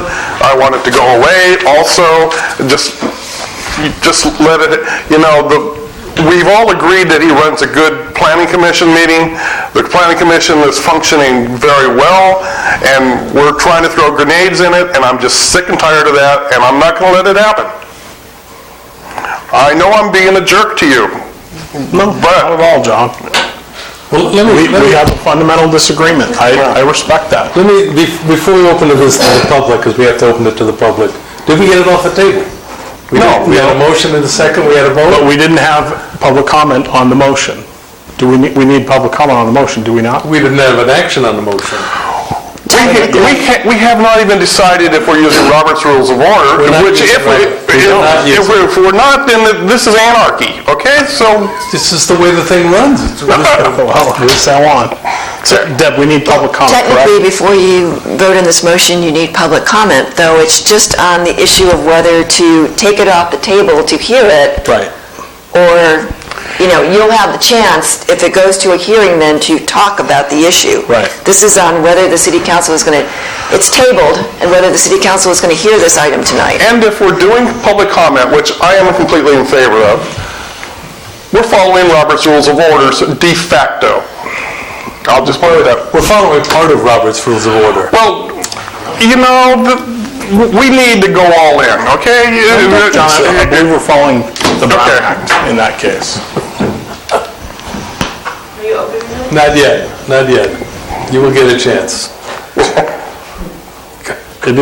Is it now time for public comment on the table? I guess I just want to say one thing.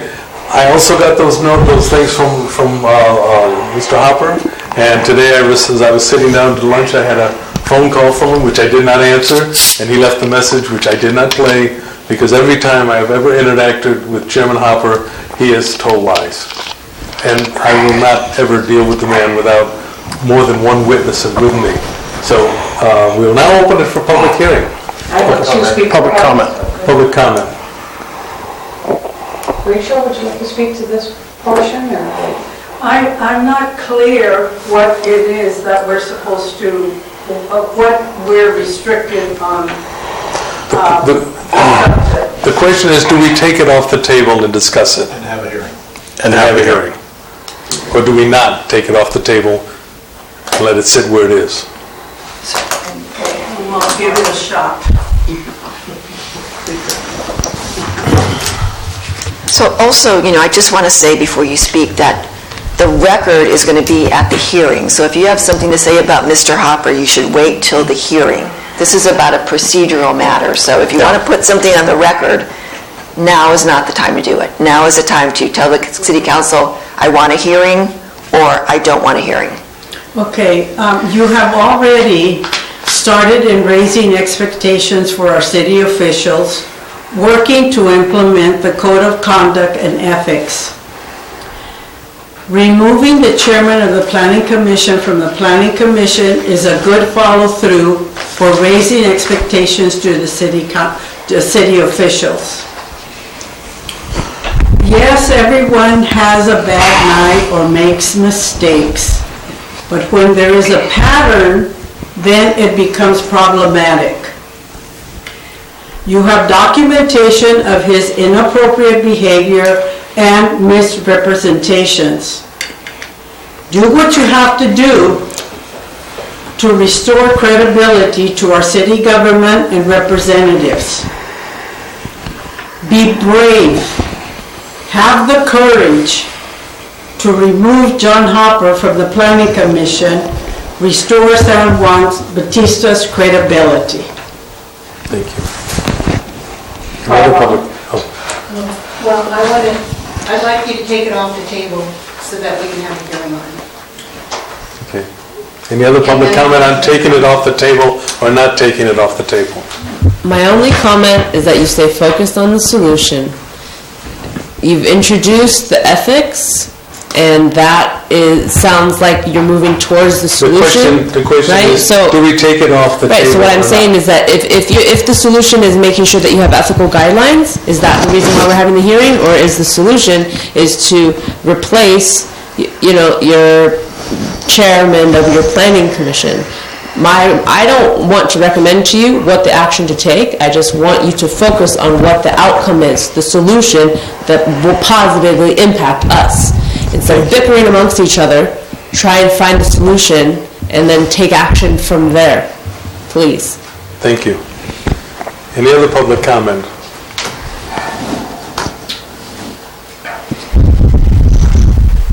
I never understood why you tabled it last month. I'd like to see it removed from the table this month. Thank you. Any other public comment? I just ditto everything that Rachel said. Thank you. Any other public comment? I'm going to close the public comment, bring it back to the board. Now that we've had the vote on taking it off the thing, all right, I'm going to call, should we do a roll call vote? Or just? Might as well. Do a roll call vote, Trish, if you don't mind. Oh, this is just take it off the table? Yes. Councilmember Hall? Yes. Councilmember Martirana? Aye. Councilmember DeFreeze is absent. Vice Mayor Freeman? No. Mayor West? Yes. The vote is, let's see. 3-1. With all members of council being present, the motion as stated by the major passes 3-1. All right. Now So this is a hearing to remove a planning commissioner. The planning commissioner serves at the pleasure of the city council, so you need to make findings that this planning commissioner is no longer serving at the pleasure of the city council. The planning commissioner has the opportunity to have a name-clearing hearing where he can present evidence that what the city council is finding is not true, or that there are reasons. He is not present here today. He said that he would not be present. You have the ability to have the hearing without him or set it for the next meeting. There have been several occasions now where the hearing has been set and the planning commissioner has said that he could not attend. So there is a record here that is in the packet of what's before the city council, and you have elected to find a reason to show cause why this planning commissioner should be elected, but the cause should only be that he is serving at your displeasure and should be removed. So I don't have that record. It's not in my packet. I don't even have the picture of the cell phone tower in my packet. I didn't have a picture of the cell phone either. Okay, so my packet is really, really, really insufficient. There's been 3 Brown Act violations, one tonight, one a month ago, and one way back, That's habit, that's habitual, that's wrong. No. Thank you. Let me just say something about the Brown Act.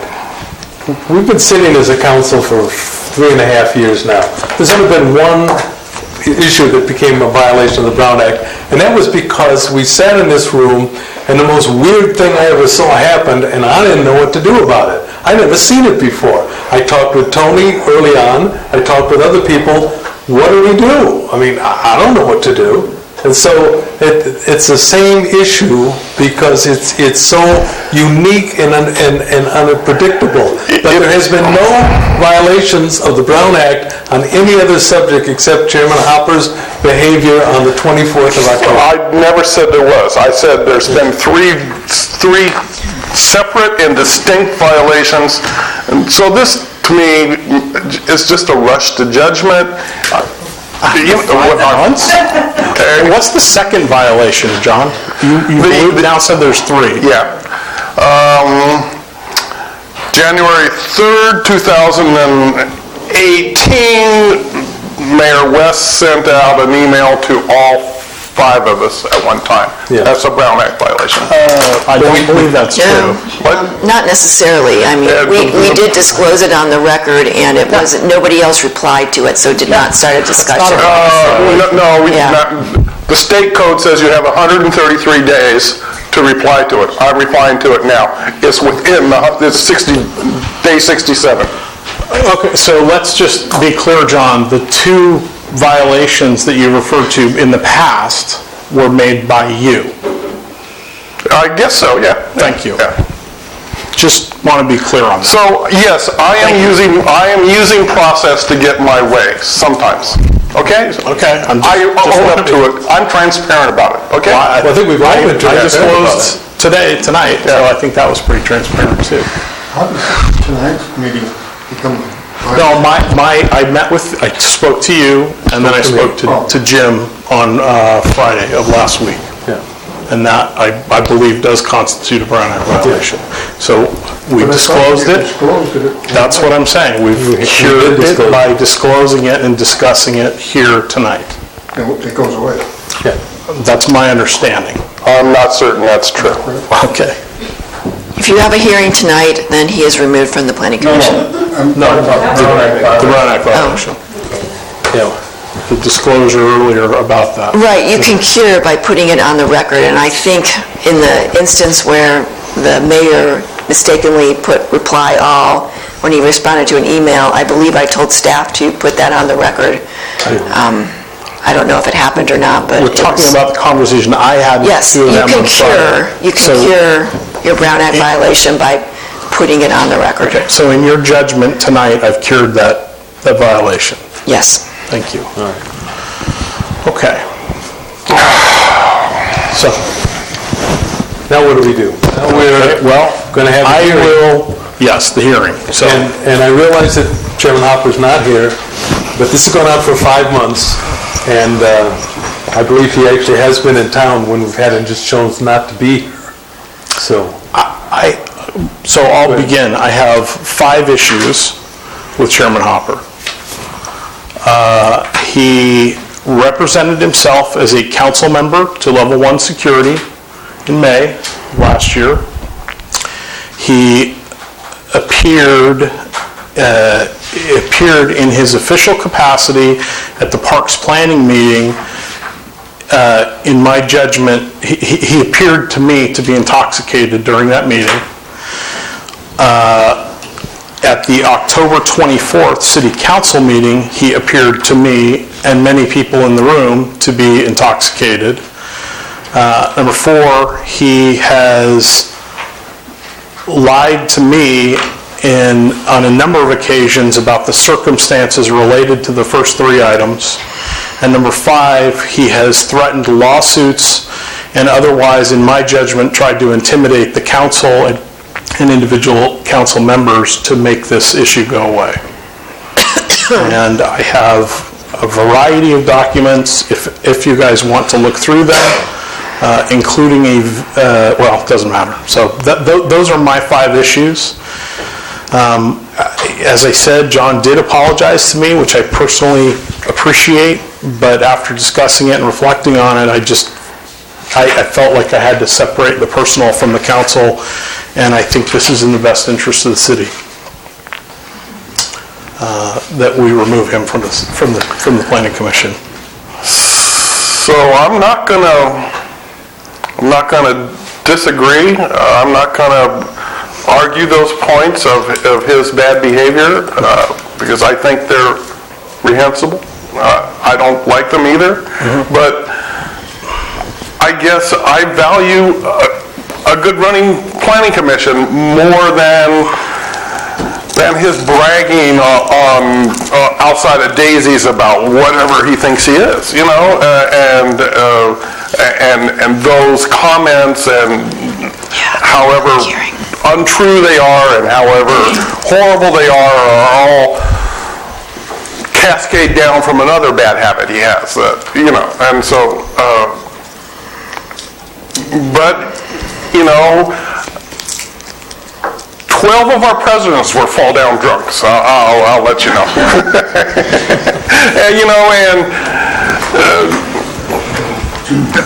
that really doesn't have anything to do with this, but people who occasionally take too much alcohol in can still do good things for the city. You know, we're kicking a valuable volunteer out the curb disrespectfully,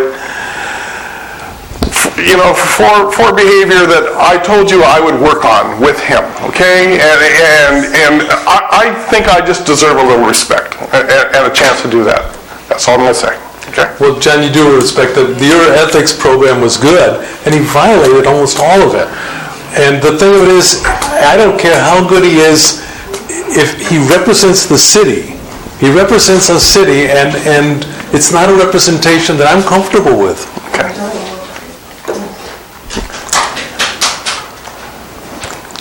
I said I wasn't going to argue his Public comment? So it is a hearing, you should have a hearing before you take any action. All right, well, public comment is open. Or you might want to notice, you know, there's an opportunity for the planning commissioner right now. You might want to note that he's not here. Yes. And see if anybody else wants to speak on his behalf. Say that last part again, please. If he has a representative here. Does Mr. Hopper have a representative here who would like to speak? I would like to speak on his behalf, please. All right. No, this would be somebody that Mr. Hopper has designated to speak, like a lawyer or, you know. Yes. We need to have a hearing here and make a record that Mr. Hopper is not here, nor is his attorney. Okay. So no representation from Chairman Hopper. All right, now anyone from the general... Allow public representation of Mr. Hopper? No. No. Unless he's designated you as his representative, no. So we can have 10 people come up and denigrate his character and nobody support him? Is that the way it goes? No, this is a hearing. He was notified of the hearing. He had the opportunity to be present. So let me ask you this directly. Is Cara going to have a chance to talk? Yes. Yes, then there's going to be a public comment period now. She's not going to be listed as Chairman Hopper's official representative. Are we all clear now? Okay, open the public comment. I'm opening the public hearing. Anyone wants to speak at all? Carl Vonk, I have a card from speaker's card. I'd like to speak on behalf of Mr. Hopper. I don't know him personally.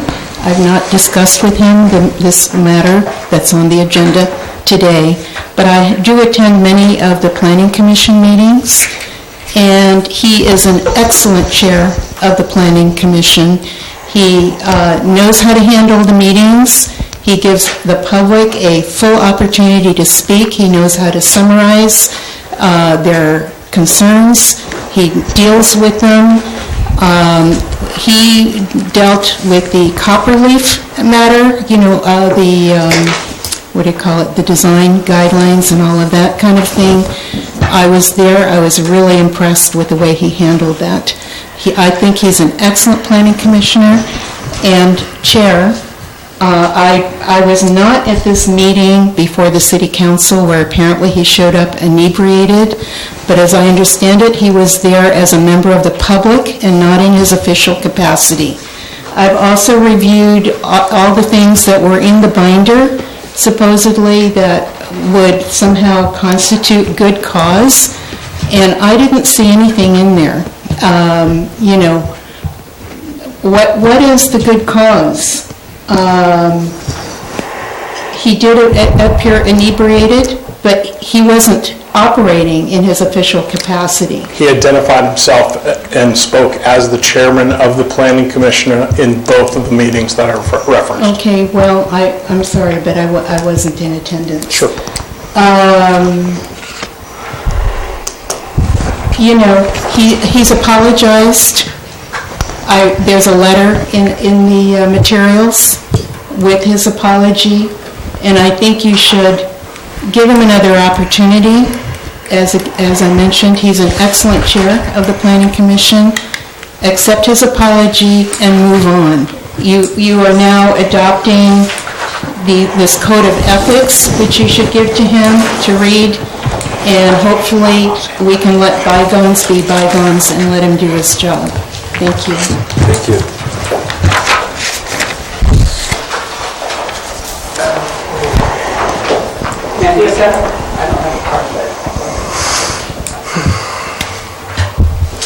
I think I've said as much as I'm going to say about this, the behavior of this specific person, but I'm just saying that as you're going to hold the standard to the planning commissioner, hold the standard to your own council. If public intoxication is not something you're okay with, don't be okay with it from anyone. If you don't want public intoxication inside this chamber, post that outside so people know.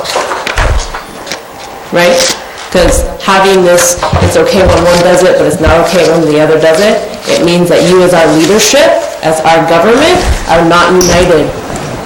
You're representing our interests, which is why we vote you to be the positions that you're in. So if the grounds of this hearing, the first complaint is public intoxication of a public official not acting in his public capacity, write that into your new ethics plan and hold yourselves to it, hold each other to it. Because someone who was acting in their official capacity behaved in the same exact manner. Where is that hearing? May I point out that You can't really. I got to do this. I get another minute and 50 seconds. Yes, go ahead. And I'm happy to just have this one-sided conversation for once, right? Even though I normally want you to talk back, I just want you to think really about the message that you're sending with this, right? Be consistent with your action. If you're going to take action on this and you want us to take you seriously and you want us to respect you, please respect yourselves, respect your own codes, and hold each other to it as well. Don't let one get away with it and you're going to crucify his drinking buddy. Come on. Please. I'll stop early. Thank you very much. And you're absolutely correct on that, except for the fact that Mr. Hopper was appointed. Mr. DeVries was elected. So the only thing you do for him is have a recall. We don't.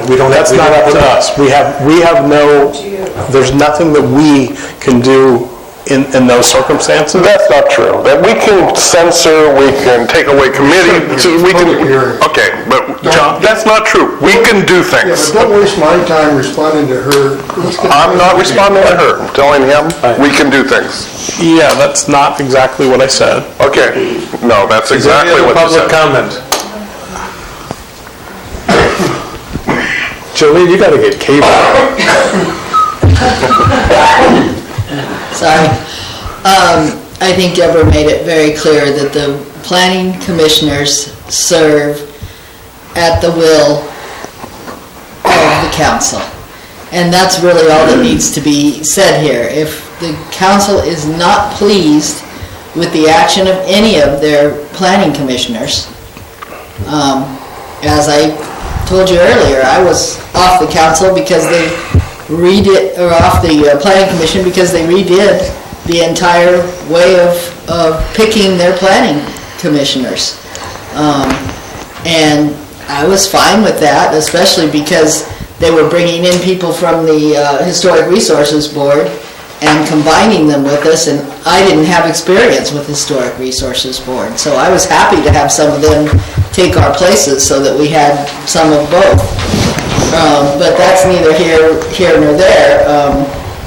But I fail to understand why somebody wouldn't step down when they're bosses, because that's really what, in a way, you are. We're displeased with them. That's all. Any other public comment? Going to close the public comment, bring it back to the board. Do we have a motion? Well, I'd like to say, oh, sorry. Discussion. Yes, please. Make a finding. I want to state something. I've got, let's see, 36 years of experience being on public board, either planning commission, city council, or the board of directors of the cemetery. I have never, ever gone to a meeting drunk. I have never stood up there at the podium and yelled at the council and our acting city manager saying, it's my planning commission, I'm this, I'm that. And I mean, the guy was totally out of line, and I'm sitting here and I'm going, wait a minute, where's the deputy sheriff to haul him out of here? And I have to tell you this right now. I've been fairly calm about it, but right at this point, reading through these emails or whatever you call them, I'm thoroughly disgusted with the man. I don't know if there's a cure for his problem. He comes on with these, I don't know what liberty something is, and I have no knowledge of his medical conditions. I never, but I'm in favor of removing Mr. Hopper because he does not represent what I think the city of San Juan deserves. Thank you. Well, the only thing I can remember is being told that my behavior was unbecoming a Marine, and I knew what the hell that meant. It didn't go any farther. I quit the behavior. Chris, do you have anything to say? Well, I'd like to speak in defense of Councilmember DeVries, a couple of things. When this was the October 24th City Council meeting, the reaction from these two individuals were so completely different, right? So I spoke to both of them within a day or two of the meeting. Dan was remorseful, embarrassed, just dejected when he recognized what had occurred. He immediately, at the first opportunity, came back and apologized to the council, to the community. On the other hand, and by the way, there is no mechanism for removal by us of another council member. The only people that can remove a council member is the public. That goes for any elected person. Elected officials. In the case of Mr. Hopper, he basically went on the attack. When confronted, it was denials and threats of lawsuits, and that has continued up until and including the request to meet with us on Friday. And I would argue that that continued in through that meeting as well. I would argue that it did not. But well, okay. In any case, if we were talking about a single instance and an apology, I would feel very differently about it. But there were 3 very dramatic instances, and then the follow-on lies and threats that just make it absolutely unacceptable in my mind. The behavior is just absolutely unacceptable. So, all right. We need a motion. Well, I get to talk. Okay, sure. Okay, so this is very hard for me. I don't want to defend this, but The process is all wrong. We don't even know if we follow Robert's Rules of Orders. Don't follow Robert's Rules. Okay, well, that in and of itself ought to just blow this whole thing up, okay? No, we've never followed Robert's Rules of Order. We need to. We need to. We need to. Well, you better make a motion in that meeting to... I will. I'll put it on the agenda, and it'll be done. Okay. We've had 3 Brown Act violations. It just seems like we're in a big hurry to hurt somebody, you know?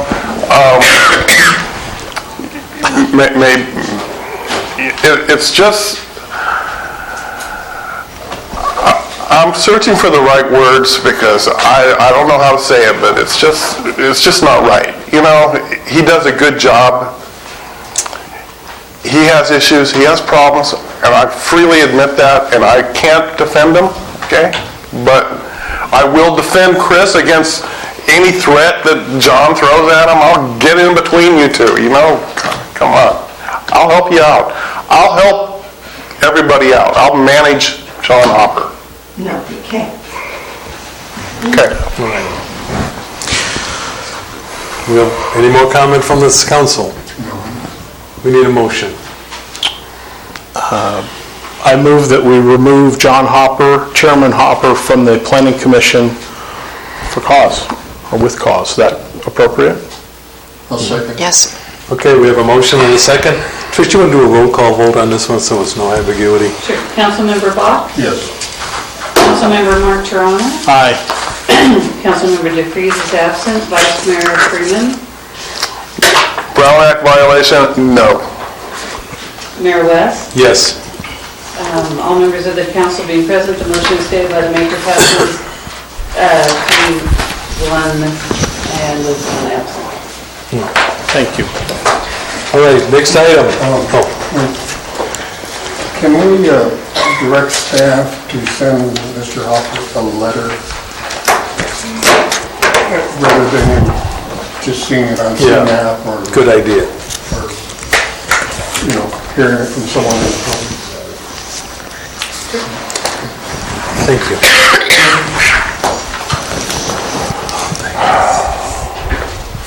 All right, next item, formal appointment of city manager.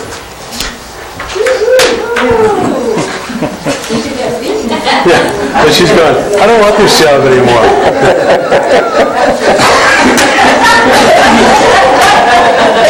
City attorney, can you give us a second?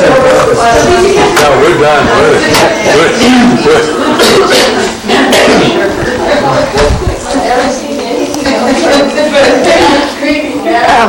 Yes, thank you, Mr. Mayor. This is a item to formally appoint the city manager. According to the governmental code, you cannot set the salary or any terms of compensation prior to a public hearing. So what you will be doing today is the first item is to receive a report of the council labor representatives regarding the proposed salary and benefits. And then you will be taking an action after that. You receive the report, you will take an action, you need to have a public hearing, then you take an action to appoint Michelle LaForge as city manager, and then I will put a resolution on the record orally for your adoption to formally appoint. So the first thing would be to hear the summary of the council designated labor representatives. That's us. Okay. This proves that Chris and I can work together sometimes. That's very true. And we met several times, and we came to an agreement.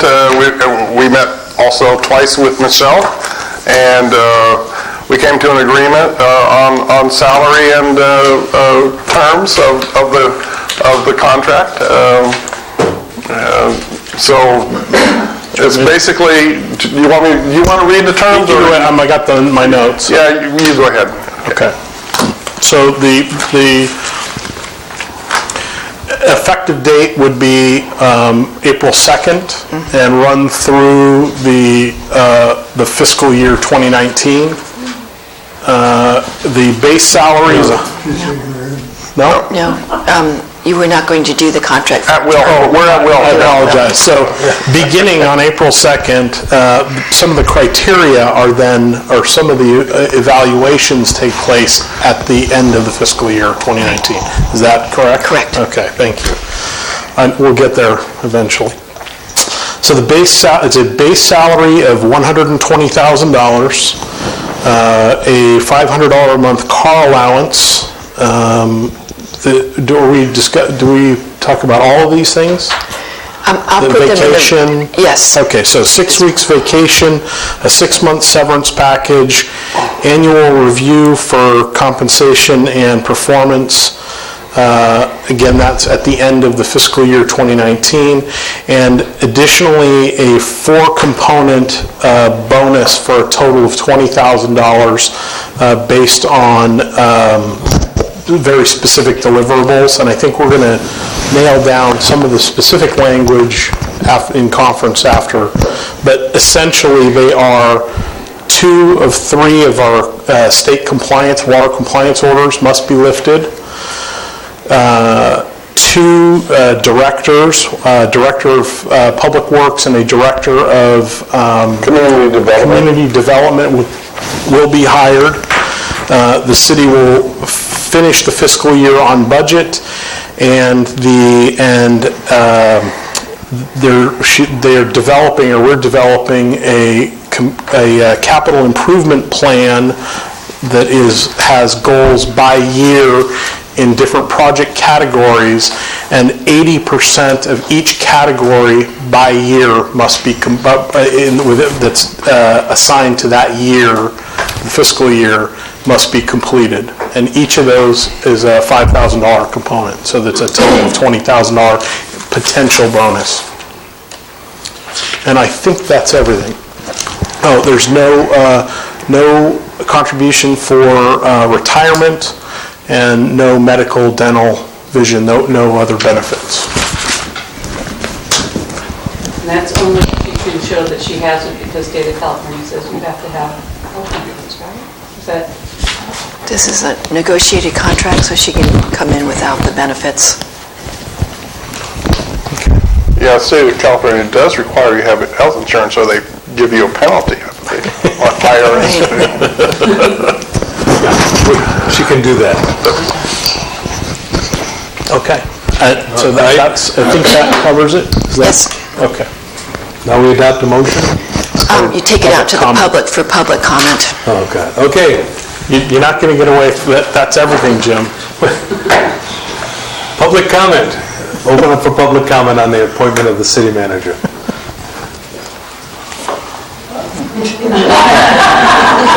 Okay, Bob. You can say whatever you want, you're not going to do the dog part. Yeah, well, I'm not getting it from you guys, so I don't have to get it from Michelle, I guess. I think you guys are making an excellent choice. I just dealt with her briefly, but I've been impressed by her, so I think you're making an excellent choice. The other thing, in her contract, is there anything about the pellet plant, getting the pellet plant up and running? Yeah. Well, and I would like the dog park in there, too. So Bob, that's one of the things that we're going to judge her on the bonus and stuff, and that will be one of the things that we will be looking to. It might not be this year, might be the following year, but yes. Pellet plant? well, we'll talk about it later. We didn't, so Kara, we didn't specify the pellet plant, we reverted to the compliance orders. So the pellet plant is intended to address the compliance order. We've broadened it to say the compliance orders because, there's some question about the pellet plant. Yeah. Leslie Austin here on behalf of the Climate Action Team out of Aromas and also with members from San Juan Bautista. And I just want to say that I agree with Bob's assessments. I think you're making an outstanding choice. We had an opportunity to meet with Michelle for a couple of hours, and I have to say that not only was she an excellent listener, but she is extremely creative and really interested in the work. And so it was nice to see it was just really nice to see her take such an active role in the work, so good job, guys. Thank you. Thank you. Any other public comment? Seeing none, we're going to close the public comment. And now, I need a motion. Back to Deborah, I think. Right, you'll have a motion right now to appoint Michelle LaForge as city manager. I move that we appoint Michelle LaForge as the city manager for the city of San Juan Bautista. Second. I have a motion and a second. All in favor, say aye. Aye. That's 4-0.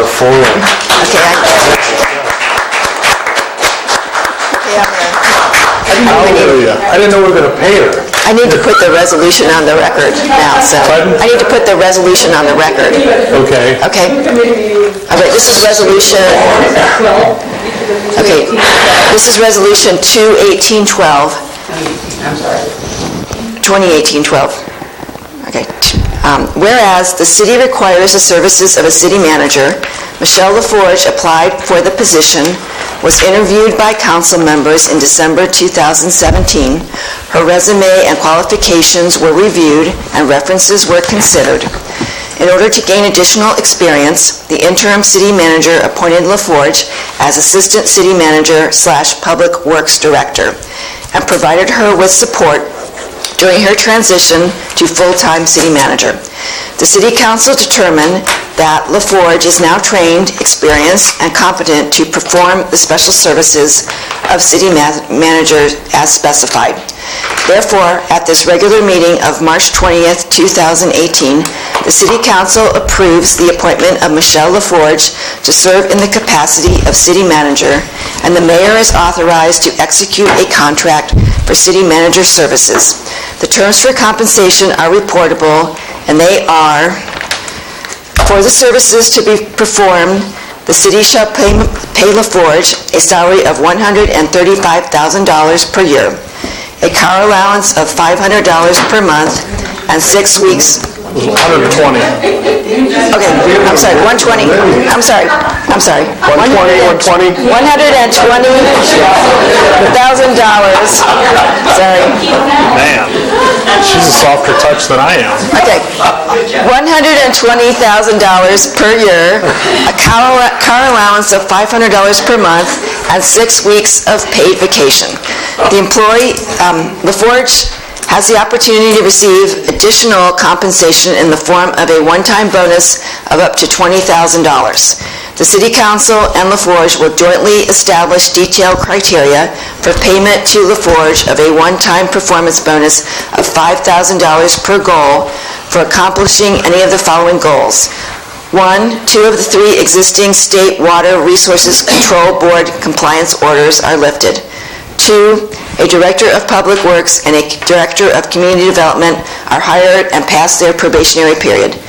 3, the fiscal year was completed within the budget approved by the City Council. 4, the city's annual capital improvement project list has been 80% completed in each project category. That concludes this resolution of the City Council to be passed by a majority vote. All right, so that was a motion? You can't make a motion. That's a resolution, right, so you need to approve the resolution. Yeah. Because it's the terms and Move to approve the compensation. resolution. Second. All in favor, say aye. Aye. 4-0.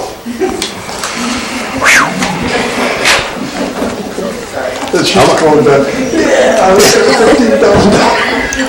Sorry about that. I got a question. How come we don't get any money? You could. We could, Jim. We get the joy of working with our fellow members and listen to public input. All right, we're going to go on to the next item. The next item is comments. Excuse me. Pay attention. Can we go on now, please? We're almost there. All right, comments from the City Council. John. At this late hour, I'm not going to have a lot of comments, so I'll just move on to Tony. Tony? Nothing to add, thank you. I just want to take this time to thank Ed for his work and the fact that his car is idling outside as we speak.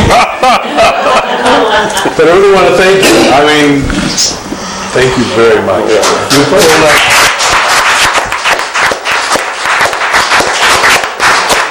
All right, now it's your turn. Thank you for the opportunity to work with you and serve these past 2 months. Oh, no, it wasn't 2 months, was it? 2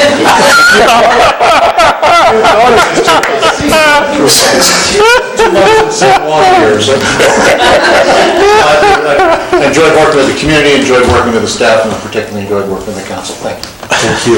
We really appreciate your expertise, and thank you for taking the time from your vacation to spend these last 2 days with us. Yeah. Listen, go down as a, Excellent job for you, and I want to thank you as well. gonna go down as a high point of city manager. Deborah, was there anything else you wanted to? No.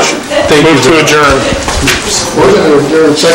All right, all in favor? Aye. We're adjourned, 4-0.